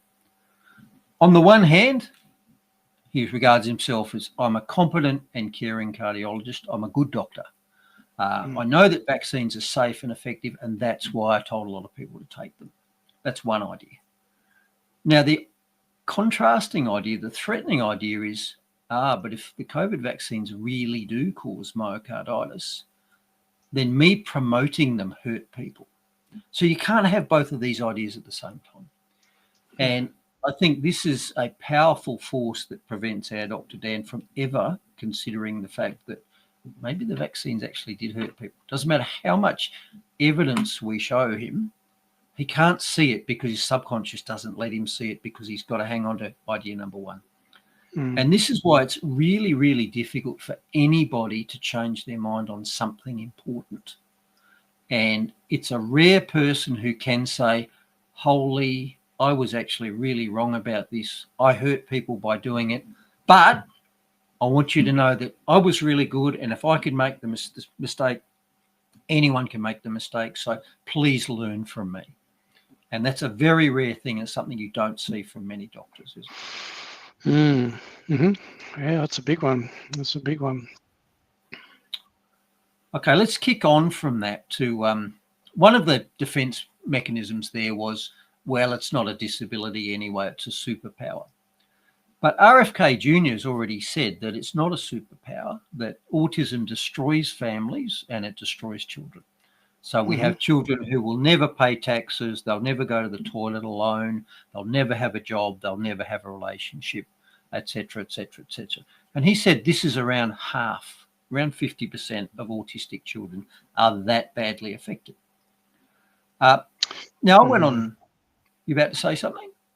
No, only because I've seen comments, obviously, because I follow different channels, been in the disability sector previously, and there was actually a lot of parents that said that openly said, is like, they claim that they say, look, if we had the choice and we knew what caused it, would we want, would we do it if we had our time again? Would we do it again? No, we wouldn't, because as much as we love our children dearly and support them, and a lot of time you see elderly parents still supporting 30, 40-year-old highly autistic kids, they love them dearly, but they said, look, if we know what if we actually were given information and evidence about what the cause was, we'd do things differently.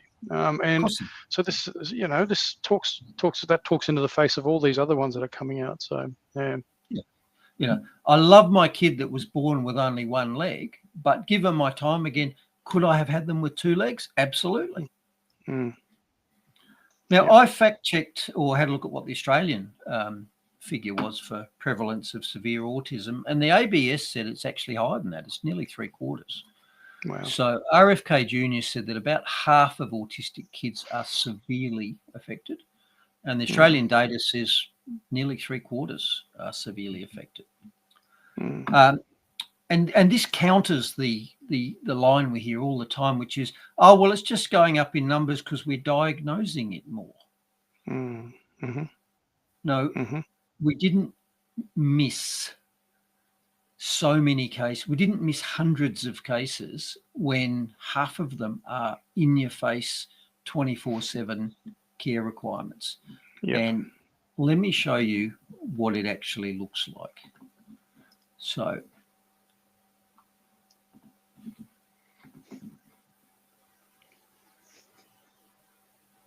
which one have I got here? Just don't chuck yourself off. Yeah. Well, and that wasn't me before either, by the way. Was it your data, was it? Let's see if it's that one. All right, so let's go to the apartment and we can do a couple things, okay? A simple task to most is a big win Can we sort those? for Ben Ratner. Check that out. You did 1, Nice work. We're going to do one more, okay? Rewarded A cookie. All right. with his favorite sweets. You said you wanted to go on a walk? With the point of a finger, Yeah, let's go this way. he communicates his needs. So this is the apartment center. So there's a lot of, we have a washing machine and dryer in here. So we practice laundry skills. There's a bed. We can practice making the bed. Did you want to go finish your lunch? Catherine Smith is a life skills teacher All done. Faison Center, good morning. at the Faison Center in Richmond, 9, where she has a clear mission. 10, good job. For all of my students is to be as independent as possible. So that looks different for different students. I love that you stopped at the curb. You did awesome. Thank you. I noticed there were developmental delays very young. I knew there was a problem. Now, I've stopped that there, and I'm going to go on for a second, but I stopped it to make a point. And so that this is mum and dad. And when dad speaks, you'll notice he's got a very strange, gravelly voice, which reminds me a good deal of RFK Jr.'s speech impediment. And RFK Jr. has a thing called spasmodic dysphonia, which is a inflammatory vocal cord damage, and it's quite possibly a vaccine injury. So nobody's mentioned it, but if you listen to Dad here, I reckon he might be vaccine injured as well. Of a year, his formal diagnosis occurred at age 2. Ben's parents, Todd and Sarah Ratner's firstborn, Cluster flies a lot. was diagnosed with profound autism spectrum disorder. Want to keep walking? Yeah. He needs assistance with almost all aspects of his life. We didn't know what to expect, but I can pretty surely tell you I didn't expect all of the ups and downs that we've had. And there's been a lot of both, a lot of really wonderful times and some really tough ones. When he was young, the behaviors perhaps didn't seem as difficult because he's small. Thanks, Ben. But the Ratners knew as their son got bigger, the aggression and destructive behavior would grow just as large and strong. And we just weren't sure, are we going to be able to provide a safe environment for him, for us, for our other son, Jonah? The unpredictable behaviors were mounting. Police have had to come to the school bus because he was either hurting himself or another person. Something had to change. Can you get the milk? The Life Skills Program at the Faison Center. Somebody is required to be there just to make sure they stay safe. Dr. Byron Wine, the Chief Program Officer at the Faison Center. We have focused over the years on individuals with profound autism because they're the ones with the most need and the ones who needed the most customized, individualized planning over time. Look, and the cereal's already out. The 22-year-old is making progress. Good job. Getting his own breakfast. All right, let's put it away. He's been a Faison student since 2005. I've really seen Ben grow a lot. Jennifer Cablin, Assistant Director of Programs. All right, do we get all the soap off? Has witnessed his progress from the beginning. His progress that he's made in terms of his coping strategies and his ability to advocate for himself. Really because of here. Yeah. So that's severe autism. This guy's in his 20s. He's been in a special therapy program for more than a decade, and he still can't make his breakfast. This is a disability. It is severe. It is not just a different way of thinking, and it is not a superpower. Yeah, and we say 73% of Australians have got that profound disability with an autism diagnosis. So, yeah. And, this is a good, comments coming in, obviously, but saying it's because it's not about the parents even as far as the blame, because we've seen over the last 5 years how much influence the industries have had over messaging and media and government and doctors and pharmacists and everything else like that. So their messaging has been absolutely astounding. Like I said, we've had people dealing with what I guess I've had to deal with over the last 5 years in regards to information gathering. We've had people for 20 plus years that have been trying to fight against a massively corrupt system. Yeah, the parents are victims of this system just as much as the kids are. Yep. You know, the parents' lives and the other kids, the siblings and society, everything is carrying a burden here, but none more than the parents, none more than the parents. Yep. Now, in that, we had a 22-year-old who didn't speak and really couldn't cope with ADLs, activities of daily living. And they mentioned violence, although they didn't show it. But autistic kids sometimes grow up to be large, powerful, dangerous autistic adults who can be extremely violent. And here's an example of what can happen.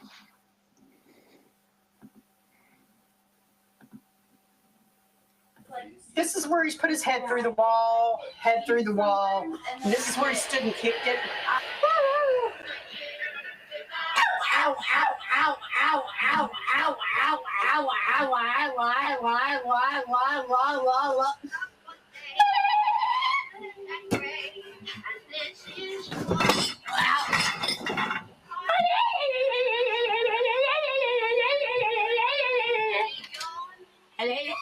He's 6'2" and he weighs 252 pounds. He can go through this house and just wipe everything out probably in 10 minutes. You know, I've had him turn furniture over. Well, you see all the windows and stuff. You know, the air conditioner back in the bedroom, he'll sit and punch that till it's in pieces.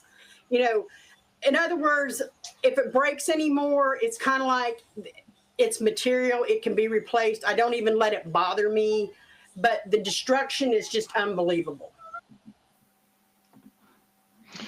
Yeah, well, we support client where we had to physically lock the door behind us on the way out and call the police and managers because if someone kicked off, no one was safe in the house, and we just had to lock it, and they'd destroy the house.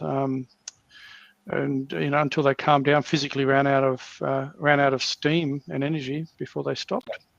That's why they have safe rooms in disability houses and all that sort of stuff. It's a catastrophe. And for people who wonder why I harp on about autism, I don't have autistic kids. I don't, you know, it's not affected my life like that, but I am aware that this is the biggest healthcare problem in the Western world, bar none. And it's just getting exponentially bigger. Okay.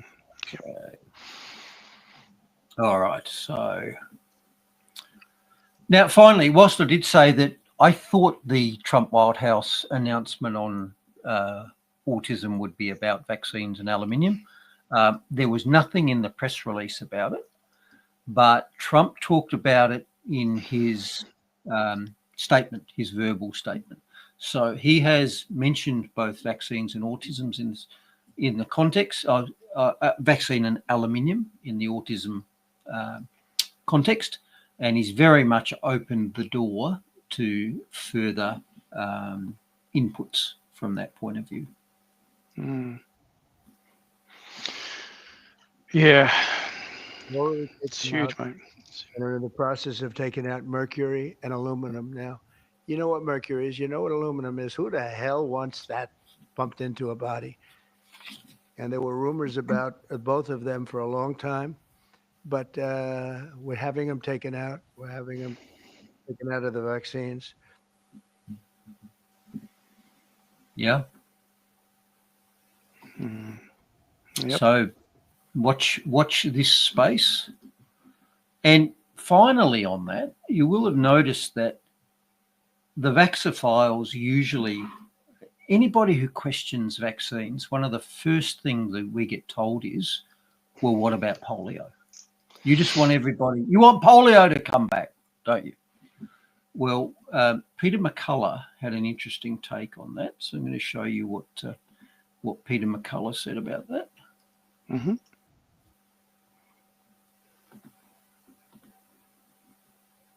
It's about, but it's all about, you know, you explore really how this has turned into more of a religion than an actual true science when it comes to the topic of whether or not vaccines are both safe and effective, and whether or not they can be attributed to the downfall of all of these, you know, diseases. I know measles, they always cite, you know, that the measles vaccine saved so many lives, but then when you look at the sanitation, it seems to track pretty well. Polio, I should say, is the one that you track with the sanitation. And it's like, oh, it turns out when people started washing their hands and doctors started like washing their hands before they operated on people, and people started washing their hands after they went to the bathroom, and there are all these advancements in health, and it turns out that it tracks downward there. Polio was actually water treatment, and probably used to be a summer wave as kids went to the beach. So it's just, remember how they used to do testing of the water because sewage was released into the water. Yeah. But with the Salk field trials, 1.8 million people were tested with the vaccine or placebo or a control. Do you know how many cases of polio they documented? This is right before the release of the vaccine commercially. Less than 200. Wow. So I can tell you right now, a much bigger problem is profound autism. We currently have now 275,000 children in the United States with profound autism, meaning they can't communicate, they have injurious behavior, head banging, they can't toilet alone, completely disabled the rest of their life. The disablement of young people due to autism is far bigger than polio ever was. We have. So there you go, right back at you. No, I don't want polio to come back, but I certainly want autism to go away.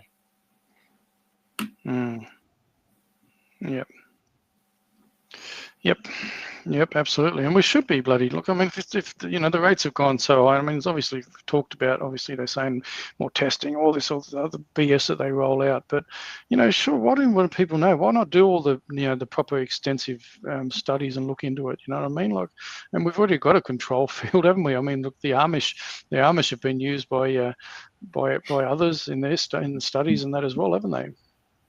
They've been done, Mark. You can guarantee they've been done, but they've been suppressed because of what they showed. Yeah, that's right. Yep. All right. And if you're interested in the polio story, I highly recommend this book, The Moth in the Iron Lung. And it questions whether polio was actually an infectious viral disease or whether it was a spinal cord injury due to pesticides and other things, and certainly worth a read. So not only are you want polio people to come back, maybe they're wrong and it won't come back. Maybe the vaccines weren't even the reason it went away either. Might have been something completely different, such as pesticides. So open your mind, have a look at that rather than just reflexively spouting what everybody knows, which is that polio is going to kill us all if we don't keep taking our vaccines. Yeah. I just can't believe the astronomical amount of vaccines that, in Australia, obviously it's gone up a little bit, but in America, like 76 doses before the bloody, wow, it's just crazy. And they're pumping them. I'm watching a few videos of Dr. McCullough and sharing them around as well, it's like pumping them in at the same time. There's never been any proper studies done about giving multiple products at the same time. Yep. All tested in isolation. Anyway, we've been down the inadequacy of testing discussion in the past.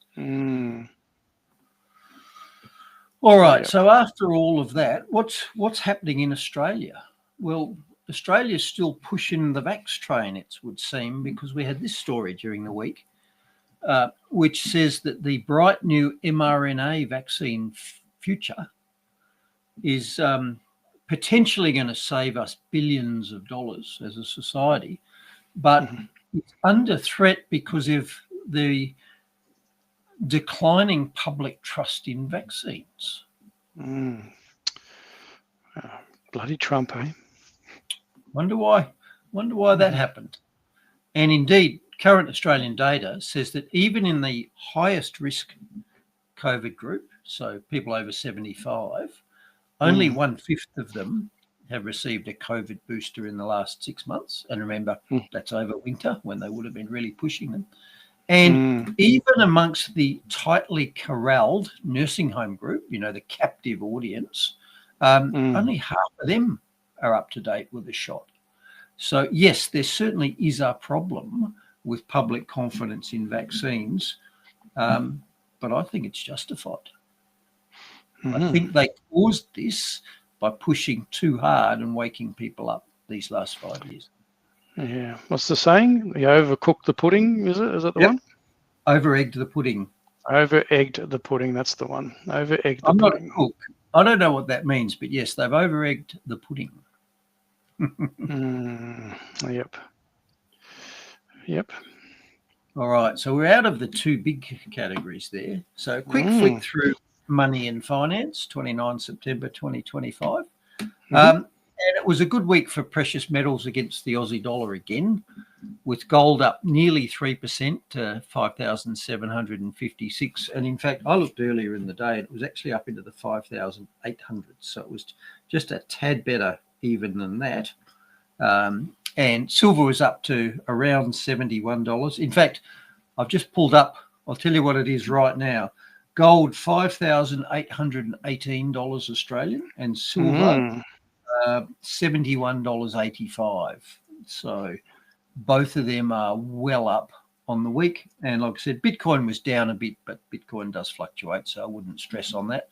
To have such large movements in precious metals in a week is unusual. And you might remember they've been doing this for a few weeks now. Now, people sometimes ask me, okay, I don't understand Bitcoin, what do I do? And I say, okay, we'll buy precious metals. And precious metals are largely gold and silver. And the great benefit of both of those is that they're real money that can't be printed by government and can't be cancelled by government.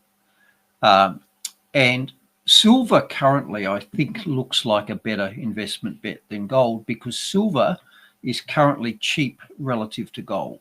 So normally throughout history, you generally need about 30 silver coins to buy one gold coin. So it's called a gold-silver ratio. It's about 30. And currently it's in the 80s. So if it reverts back to its historical average, even if gold doesn't change in price at all, then that would suggest that silver would triple. And the other wind in silver's sails is that silver is very important in two growth industries that the world is pursuing at the moment. One is the electrical industry. So silver is used in electrical connections and batteries and solar panels. So there's a lot of industrial demand for silver. And silver is also very important in the batteries of high-end air defense missiles, of which about 1,000 were expended recently over Israel, because in a very expensive missile like that, the lightest and most powerful battery is used irrespective of its cost. And in fact, I believe a kilo of silver goes into a typical high-end air defense missile. So they just blew up a ton of silver over Israel recently, and who knows how much over Ukraine and so forth. So there's some wind in silver's sails from that point of view. So I'll be watching silver more than gold into the future. Yeah, interesting. Been watching it track up. They're the cross rates. So here's another addition in my inflation isn't really 3% story. And this article said that it was 3%. It said that inflation increased to 3% from 2.8%. But it said that the cause of it was a 24.6% lift in the typical price of household electricity. And you might remember a week ago, I said, well, I reckon my electricity is up 14%. So it looks like I did well in comparison because apparently the average punter, it's up by 24%. So again, it's probably going to become too cheap to meter anytime soon, isn't it? Yeah, it's going to keep going up and up and up. And who was it said that, why does free electricity cost so much? I wonder, Bruce. There been someone on this show, maybe. You reckon might have been someone on this show? Yeah. Now, flicking over from that into this story, again about EVs, and I didn't put this in the Not Easy Being Green segment. I put it in the finance segment because I want to make a point here. So this story asks, if EVs are superior, why do they need subsidies? That's a variant on the old, why does cheap electricity cost so much?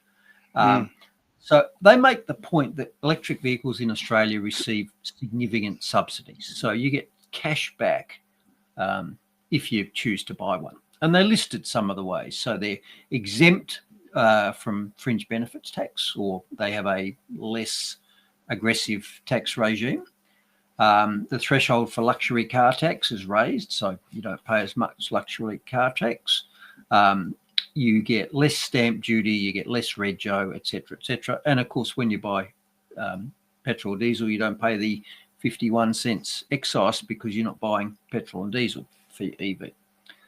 So this story listed a large number of what they call subsidies, which EV buyers get. And I'd like to make the point that none of these things are subsidies. All of these things are tax discounts. So if the government doesn't charge you a tax, it is not the same as subsidizing you. It's simply not charging you a tax. So as an example, if I pass a robber in the street and he doesn't steal my wallet, it's not the same as him giving me a subsidy. All he's done is not steal off me. So I only use this to illustrate the point that subsidies are not, tax exemptions are not subsidies. They're merely reductions in theft. And that's another incorrect use of English that is very common. Alrighties. Now, on the topic of theft, and we haven't mentioned the old days coming for your super theft for a while now, but I do have an update to that. And so this week we had this story, which said that the Australian superannuation savings pool is now the second biggest in the world, over $4 trillion. And this story says, well, this is worrying because some people are finding threats to it. You know, they're losing their super for something. So they need some sort of scheme to protect that that pool of value. Now, I make the point that the biggest threat to your super is government, and they've admitted that because they tax you between 15 and 30% when they take it, when you access it. And they're also looking at a unrealised capital gains tax again of 30%. So yeah, we do need something to protect your super, but we need it protected from government mainly. Nevertheless, this story's been seeded out, which is implying that it's those sort of unscrupulous private operators that people are losing their super in. And I've flagged before that our government is broke and they are spending addicts, and increasingly over time, all they can do is steal more and more of your money because productivity cannot increase while you're decreasing the supply of cheap, reliable energy. So your economy runs on energy, and if your energy is more expensive, then productivity goes down. End of story. So in order for governments to get more money, they can't grow their way into it with productivity because they're destroying that. All they can do is steal more of what you make. And one of the biggest pots of gold out there is your superannuation. Second biggest pot in the world, $4 trillion. You know, and the average person has far more in super than they have in any other savings or investment vehicles, hundreds of thousands of dollars. So governments are going to steal that. They can't help themselves. But this story gives you a clue as to how they're going to do it, because they're not going to come out and say we're stealing your super, because that's a bridge too far. What they are going to do is at some point they're going to create a panic. People are going to have superannuation losses, the economy's going down, stock market crash, the number of your super disappears, and they're going to push out these stories saying people are panicking because their super's disappearing. Then they're going to swoop in and say, but we've got a solution. So what we're going to do in these difficult times when everybody's crying out for security and people are worried and the private sector's failed us, what the government's going to do is we're going to sweep all of those super funds together into a single, safe, secure, government-managed superannuation scheme, and then we'll pay the pension back out of that. So translation, we're going to create an economic crisis. Well, there already is one.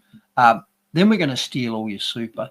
Then we're going to give you a pension back out of it. So in 40 years, Mark, you and I will have gone from where we started at the start of our employment lives to now. So at the start of my working life, you could have private super but there was no government scheme. Then they forced everybody into a government scheme with the promise that at the end, you've got this pot of gold that's yours and you can draw out of it. Fast forward to not too far in the future, they're going to take that all away back into the government scheme again. Sorry, there is no pot of gold for you. So everything that you contributed through your life is going to be handed over to the government, and they might pay your pension, but it won't be as good as, and you certainly won't contribute. Yeah, So, and we've already talked that before, where they screwed you over with your, the state super and that you had, and a lot of people can't access it to set up and to roll it over into self-managed super because they wouldn't allow you to do so. So they already did that. So there's, it's not that far, it's not a bridge too far to think that they're not going to control it even further. And why are they making it so much harder for people to start up self-managed supers or even invest in housing or whatever like that? Because they want that big pot of money there. Yep, and they want to then spend it on green windmills. Yeah, well, that's right. Yeah, absolutely. And a lot of there was already a lot of super companies getting a big hit from investors because it was bloody, they were doing crap. So it's just losing money because they were losing money. Yeah, they were buying solar farms in the Mojave Desert. Yeah, that's it. All right, enough of that. Onto the diversity divides segment. Now, interesting story this week because it's true in Australia as well. But the UK have just announced that all of their population growth in the last year came from immigration, 98% of their population growth. And it's the same in Australia. And I pointed that out in the past. The rate of having children of Indigenous Australian-born residents is below replacement, below 2 per female, which means all of the population pressures that we see in Australia with crowded roads, crowded hospitals, expensive rents, lineups to bid on properties, et cetera, all of that in Australia is due to immigration as well, because our population is not growing otherwise. And immigration is, of course, a government program. So all the pressures that you see, not only cultural, but logistic, everything, that's all government policy. And it's true in UK as well, of course. Now, the fact that all of the growth in population in the UK is due to immigration, and that the nature of that immigration is discordant with the nature of the Indigenous population in Britain. So in other words, Britain's changing because of immigration is the short answer. And that might therefore explain this little clip. Quite openly Jewish, pro-Palestinian march. I'm not accusing you of anything, but I'm worried about the reaction. You can sort it out of this area so you can go about your business, go where you like freely, or if you choose to remain here because you are causing the breach of these things, other people will do it. If I remain here, you will arrest me. Because your presence here is antagonising a large group of people that we can't deal with all of them. If they attack you or they because your presence is tactic. You are quite openly Jewish. This is a pro-Palestinian march. I'm not accusing you of anything, but I'm worried about the reaction. You can sort it out of this area so you can go about your business, go where you like freely, or if you choose to remain here because you are causing the breach of these things, other people will do it. If I remain here, you will arrest me. Because your presence here is antagonising a large group of people that we can't deal with all of them. If they attack you or they because your presence Yeah, and I actually saw, I don't know if you're playing it or going to gazump you, there was another image of a teenage girl holding a British flag, and they ripped it out of her hands and screwed it up and took it away, and for the same reasons. It was going to antagonise that march, apparently. So get that, right? So the police physically ripped a British flag out of a teenage girl's arm because it might offend or antagonise people there on the street. And I get that. Like, really, can people comprehend that? It is a great example. The UK has fallen. If you're wondering why they had millions of people in the streets of London holding the flag in protest, that's why. And this is a great example of two-tier policing, which is a sure sign that your country has become a third world country. So in this case, the police are criminalising the actions of that Jewish man who just going about his business. They're telling him that he is creating a breach of the peace and that he has to leave because he is antagonising the crowd. Well, yeah, it happened here in Australia as well, didn't it? Though the guy on the bridge with the Palestinian march, they had the Australian flag on the bridge. They removed him. Yep. For having an Australian flag. Number one, why have we allowed an immigration policy that has changed our population and cultural matrix to the point where this is possible? And number two, at what point did the police change sides to becoming enablers of the criminals rather than protectors of the citizens? When did that happen? Yeah. Well, it's been a long creep. It's been a slow creep, Bruce. We're doing it in every aspect of our lives, aren't we? Because we are the right-wing Nazis that challenge climate change, or the right-wing Nazis that challenge over vaccination and not being able to have free will and choice over saying no to the government wanting to force something into us. And we're also bigots and racists and everything for challenging the fact that not all cultures align and that some cultures aren't compatible, and that we also have an issue with mass migration in our country. But that's why they're so good at labeling and othering us, Bruce, because they've been doing it for a long time, and they'll continue to do it, even classing us second-rate citizens. So in our own country. Correct. Yes, well, it's not going to change in a hurry until we're not at that stage of the UK yet. But tell you what, I reckon we're probably catching up pretty quick with the way things are going. I reckon they're putting the screws in. I think you'll see a lot more pushback coming over the next little while. Didn't Albo meet with Starmer last week to get some tips on how to follow in their footsteps? Yeah, I shared that. I shared the speech of Starmer around a little bit about him saying that you won't be able to work in the UK without digital ID, and then of course Albo had his little speech there as well, and all patting each other on the back. Yes. And just a reminder that all cultures are not identical or equal. Just a few pictures from my son actually, who's been in China just recently. So he sent me 3 pictures of food items along with their English translations. So on the left, you've got duck shit aroma lemon tea. On the right, you've got cat poop coffee, no doubt. That would be coffee luwak or civet coffee. And finally, we've got piggy's brain soup. Now, my son, by the way, does look like piggy's brain soup, but anyway. My son, by the way, spent 5 years at university living with a roommate who was Chinese, and he speaks excellent Mandarin, and he assures me that these translations are correct. That is really what it said in Chinese adjacent places. Yes. I guess you can't knock until you try it. And I was going to point out Squeaks 16. I was going to point out Carla actually, because Carla living in Bali. I went to Bali with my wife on a few years back, and they actually had a coffee bean that's actually eaten by monkeys, and they wait for the monkey digests it and poops it out, and then it's obviously cleaned up, and you're eating coffee bean from the butt of a monkey, mate. You're drinking coffee.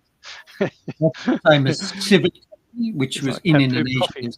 Civet cat eats it, and I sometimes muse. Can you imagine being a fly on the wall when the first person tried that?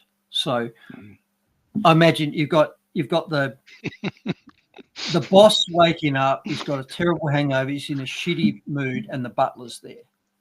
And he sort of wanders out and he says, "Coffee now." And the butler says, "Sorry, boss, the cat's eating it." He said, "What do you mean the cat's eating it?" And he said, "Yeah, it's on the floor, it's full of cat shit." The guy says, "Make it anyway. Make it anyway." Butler Make it happen. Make it anyway. Goes, "Make my coffee now." So he goes, "Okay, boss." That's what happened the first time somebody tried civet coffee. It's gold. Anyway, it must be good stuff. Must be good shit, Bruce. All right, let's do a couple of quickies on the way out. So in the government overreach section, story from Adelaide, which you might have seen. So this Kilburn man found that when he put a extra letterbox out for his grandson who was living in the granny flat, the council upped his council rates $500 because they revalued the property based on the fact they had a granny flat. Now, according to this pensioner, that granny flat had been part of the house for 60 years and in fact wasn't separate at all. It was just a room under the main roof. Nevertheless, the council revalued the property based on that and upped the rates. And their explanation was rates are based on fairness and equity. If someone is earning rent from a part of their property, it's fair that they contribute more through rates. Now, I'm a bit slow, but I always thought council rates were paid for services, you know, rubbish, roads, etc. I wasn't aware that council rates were a wealth tax, although obviously they are because they base them on the value of your house. So this is just another confirmation that council rates are wealth taxes. So rates are yet another form of taxation and often several $1,000s a year, even for ordinary properties. So you can add that to your list of taxes. So out of your, pick a number, out of the 70 grand you get to spend in a year after tax on your budget, add in rates, charges, etc., etc., etc. And like I've said, you will very easily find that more than half of your income goes in taxes of one sort or another. And here's just another example. Well, it's at all levels, isn't it? It's the state, it's the council now, the state and the federal government all take their little piece. And as Dival said, you know, it's corporate council robbery. It's corporate. It's all about filling up the corporate coffers. At the end of the day, it's not about services. And what is it? And Leona said, "Is it fair? Is it fair they get more services too?" And now less services, if anything. If anything, it's the opposite because you know you look in general society. I don't use libraries. I live on a dirt road. I don't get any sort of council assistance. Hardly ever use the health system. Pay for my own private health care, etc., etc., etc. So no, as a general rule, the people who pay the most get the least. But it's all about fairness and equity, don't you know? Yeah, fairness and equity. Fairness and equity. All right. MISC section, an update on a story of a week or so ago when we said that the Pareto principle says that a small proportion of the outcomes are, a small proportion of the people produce a large proportion of the outcomes. And we talked about crime as one example. And this story during the week put some numbers on that. So in Victoria, less than 1% of the population commit 40% of the crimes. Great example of the Pareto principle. And also a great example of why things like lax bail laws, we're letting repeat offenders out again and again and again, massively contributes to crime levels. Because if, let's say, an offender has already been bailed 10 times and has committed 47 offences, what if you'd refused them bail after the first, second or third offence and they were in jail the whole time? You would have got a massive reduction in offending. And for all the bleeding hearts who say, you know, we need rehab and if you put people in jail, they don't, they don't turn into decent citizens. I mean, people who commit dozens of offences are not decent citizens and probably never will be. And the job of the jails is to protect us, not to rehabilitate them. Yep. So repeat offenders. Another update. Another update, yeah. Update on a recent story where we showed that the Australians had been, in my view, stupidly antagonising our largest trading partner, the Chinese, by sailing a warship through the Taiwan Strait. And I said, I thought that was a really stupid thing to do because it's so far from here. And and it's in a very sensitive part of the world. So Mm. the closest part of Australia to the Taiwan Strait is more than 4,000 kilometres, and it's actually more than 7,000 kilometres from Sydney, Canberra, Melbourne, etc. Mm-hmm. So I think it was very stupid of us to antagonise them for no reason by sailing through their backyard like that. Mm. Yep. And to illustrate how it feels was this story in the Australian yesterday, which said that we thought it was provocative for China to engage with Pacific Island nations, the Solomons, for example, because that was our backyard. Mm-hmm. So if the Solomons is our backyard, and it's not, and we regard that as provocative if the Chinese engage, doesn't this reinforce what I said about Australia sailing a warship through the Taiwan Strait? Mm-hmm. Mess It's around and not- find out. It's not a good idea. It's Mm. not a good idea. Yeah. Yeah. All right. To take us out, a couple of ridiculosities. So Britain, first off, has lost a battle. The MOD, the Ministry of Defence, has lost a battle and is now required to provide vegan uniforms for serving members who so desire. Mm. Wow. And interestingly, one of the commenters was, well, maybe they need halal planes as well, the way that Britain is going. Yeah. Yeah. Good luck with that. And just as an example of how all that BS works, so when I used to be an Air Force officer, I was pretty low maintenance. You know, they sent me bad places. I didn't complain. I worked without proper equipment. I slept in swags, tents. I still went to work when they were rocketing and mortaring us. But if ever I would go to a training course back here in Australia, in your joining instructions, you know, your list of where you go and what to bring, they'd always ask if you had any dietary requirements. And I would always say non-halal. And without exception, I would then get a phone call from some corporal clerk who would say, "Sir, you've ticked non-halal. What's that?" And I'd say, "You know what halal is, right?" And they'd say, "Yes," because of course they do. They know what halal is: pescatarian, vegetarian, vegan, whatever. But if you write non-halal, in other words, you know, standard Aussie tucker, they have no idea what it is. Even when you say, "You know what halal is," just give me the opposite. I guarantee you I never got it, but I would always write non-halal, please. Mm-hmm. Yeah. Mm-hmm. Yep. So squeaky wheel. Yeah. Yeah, that's how it works, isn't it? Absolutely. All right. Second last ridiculosity. So here in Victoria, a male sex offender who sexually abused his 5-year-old daughter has now identified as a woman and thus gets to be kept in a woman's prison. Mm-hmm. And it's been pointed out by women's group that this puts women at risk. But the all-wise ruler of Victoria, Premier Jacinta Allen, has refused to move this man back to a men's prison, thus putting women at risk in the prison that he's in.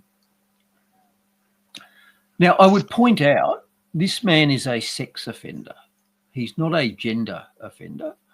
And as such, the prison he goes to should be determined by his sex, not his gender. Mm-hmm. So he can be all the genders he wants, but as far as I'm concerned, if he's a man, he should be in a man's prison. Well, he's committed that bloody crime. He should be castrated at the same time, and may as well turn him into whatever gender he wants to be. And that, of course, may happen in a male prison. Rock spiders are not loved by the general population in prison. Filthy animal.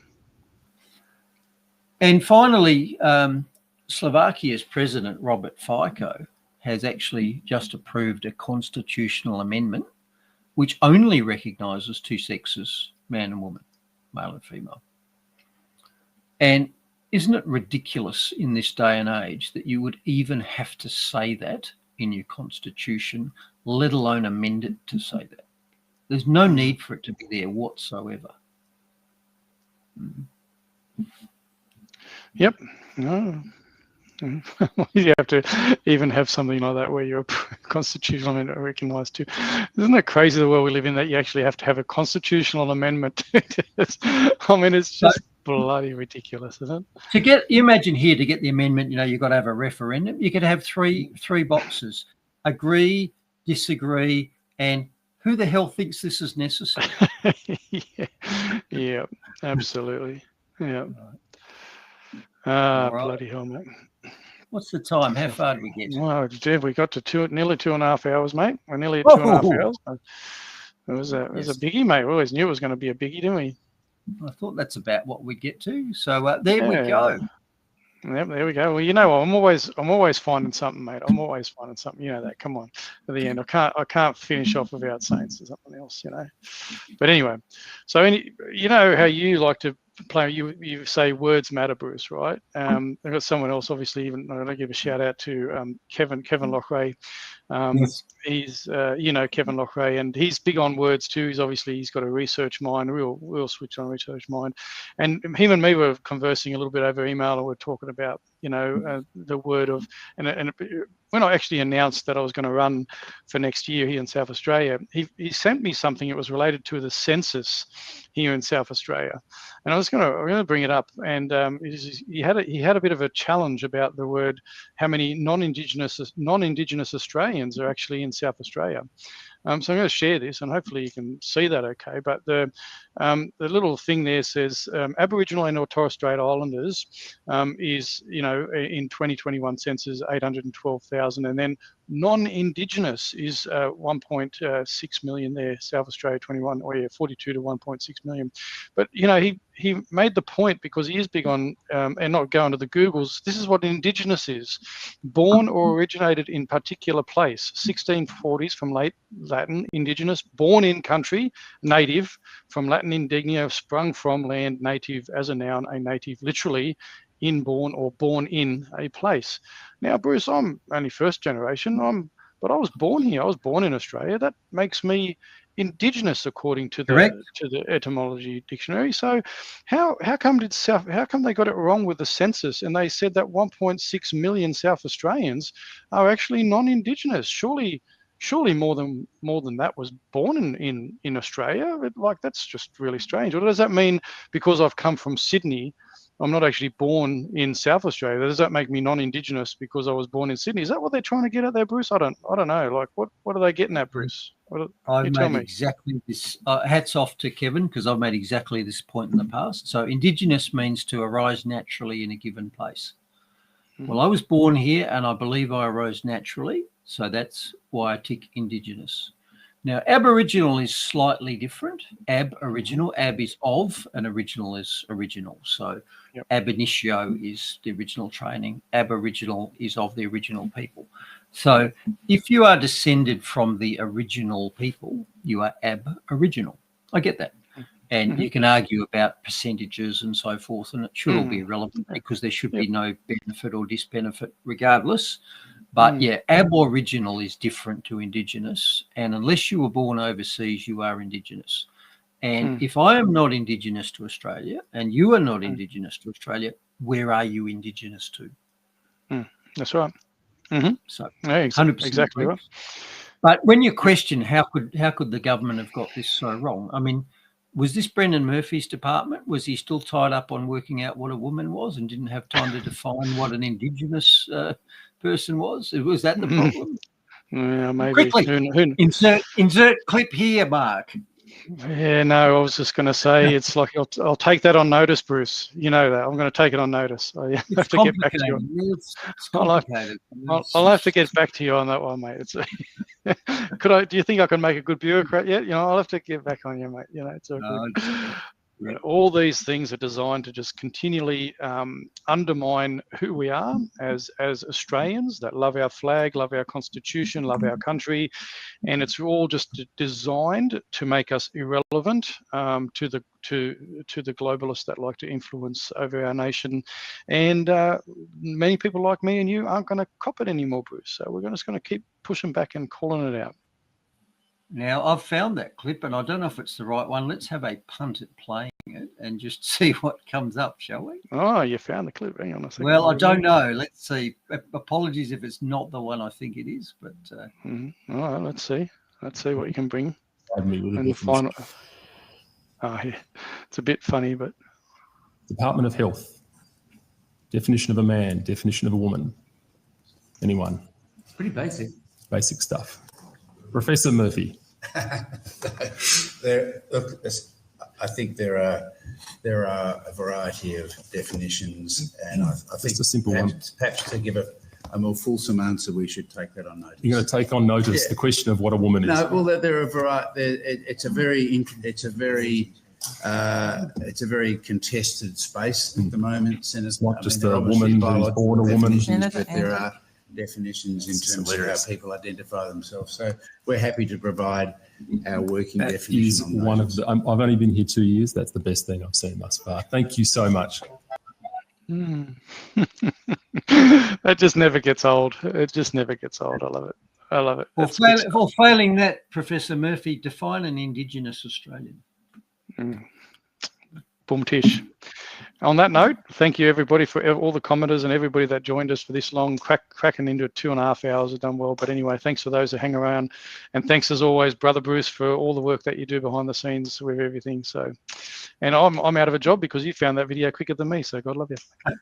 Yeah, I don't know what it was like. It was cartoonized, but hey, yeah, it was a bit. I don't know what happened there. I thought it was just on my end, but it must have been cartoonized. But anyway, yeah. Brendan Murphy and Senator Antic, one of the very few decent senators left, and high time, Senator Antic, that you left the Liberals and went across to One Nation or somewhere that actually represents our interests. Yeah, we'll join Canavan and others and start a whole new flock, and people will come to build it, and they will come. I can guarantee it. But anyway, on that note, God bless you all. God bless Australia, and we'll see you all next week to do it all again on a public holiday, no less. So, is it? Yes, Is it public holiday. What, yes, for what? it is. Oh, it's Labor Day or something, or maybe it's just South Australia. I don't know if it's national, but I know that we've got a public holiday next Monday. So, but anyway. And it's going to be post daylight savings as well. So there you go. Oh, it is too. Oh, it's the King's birthday. Oh, there you go. Labor Day, King's birthday, whatever it is. Yep, there you go. One of them. Good on you. See you all again next week. See ya. To fight again for that already burned, he was driven towards the flames. All the signs are there for all to see, the signs we've lost our way. When we jail our heroes and applaud our villains and turn our hearts away, like a silent choir too scared to sing the anthem of a braver day. A song our children may never hear, the ballad of Dr. Bruce Paix. A song our children may never hear, the ballad of Dr. Bruce Paix.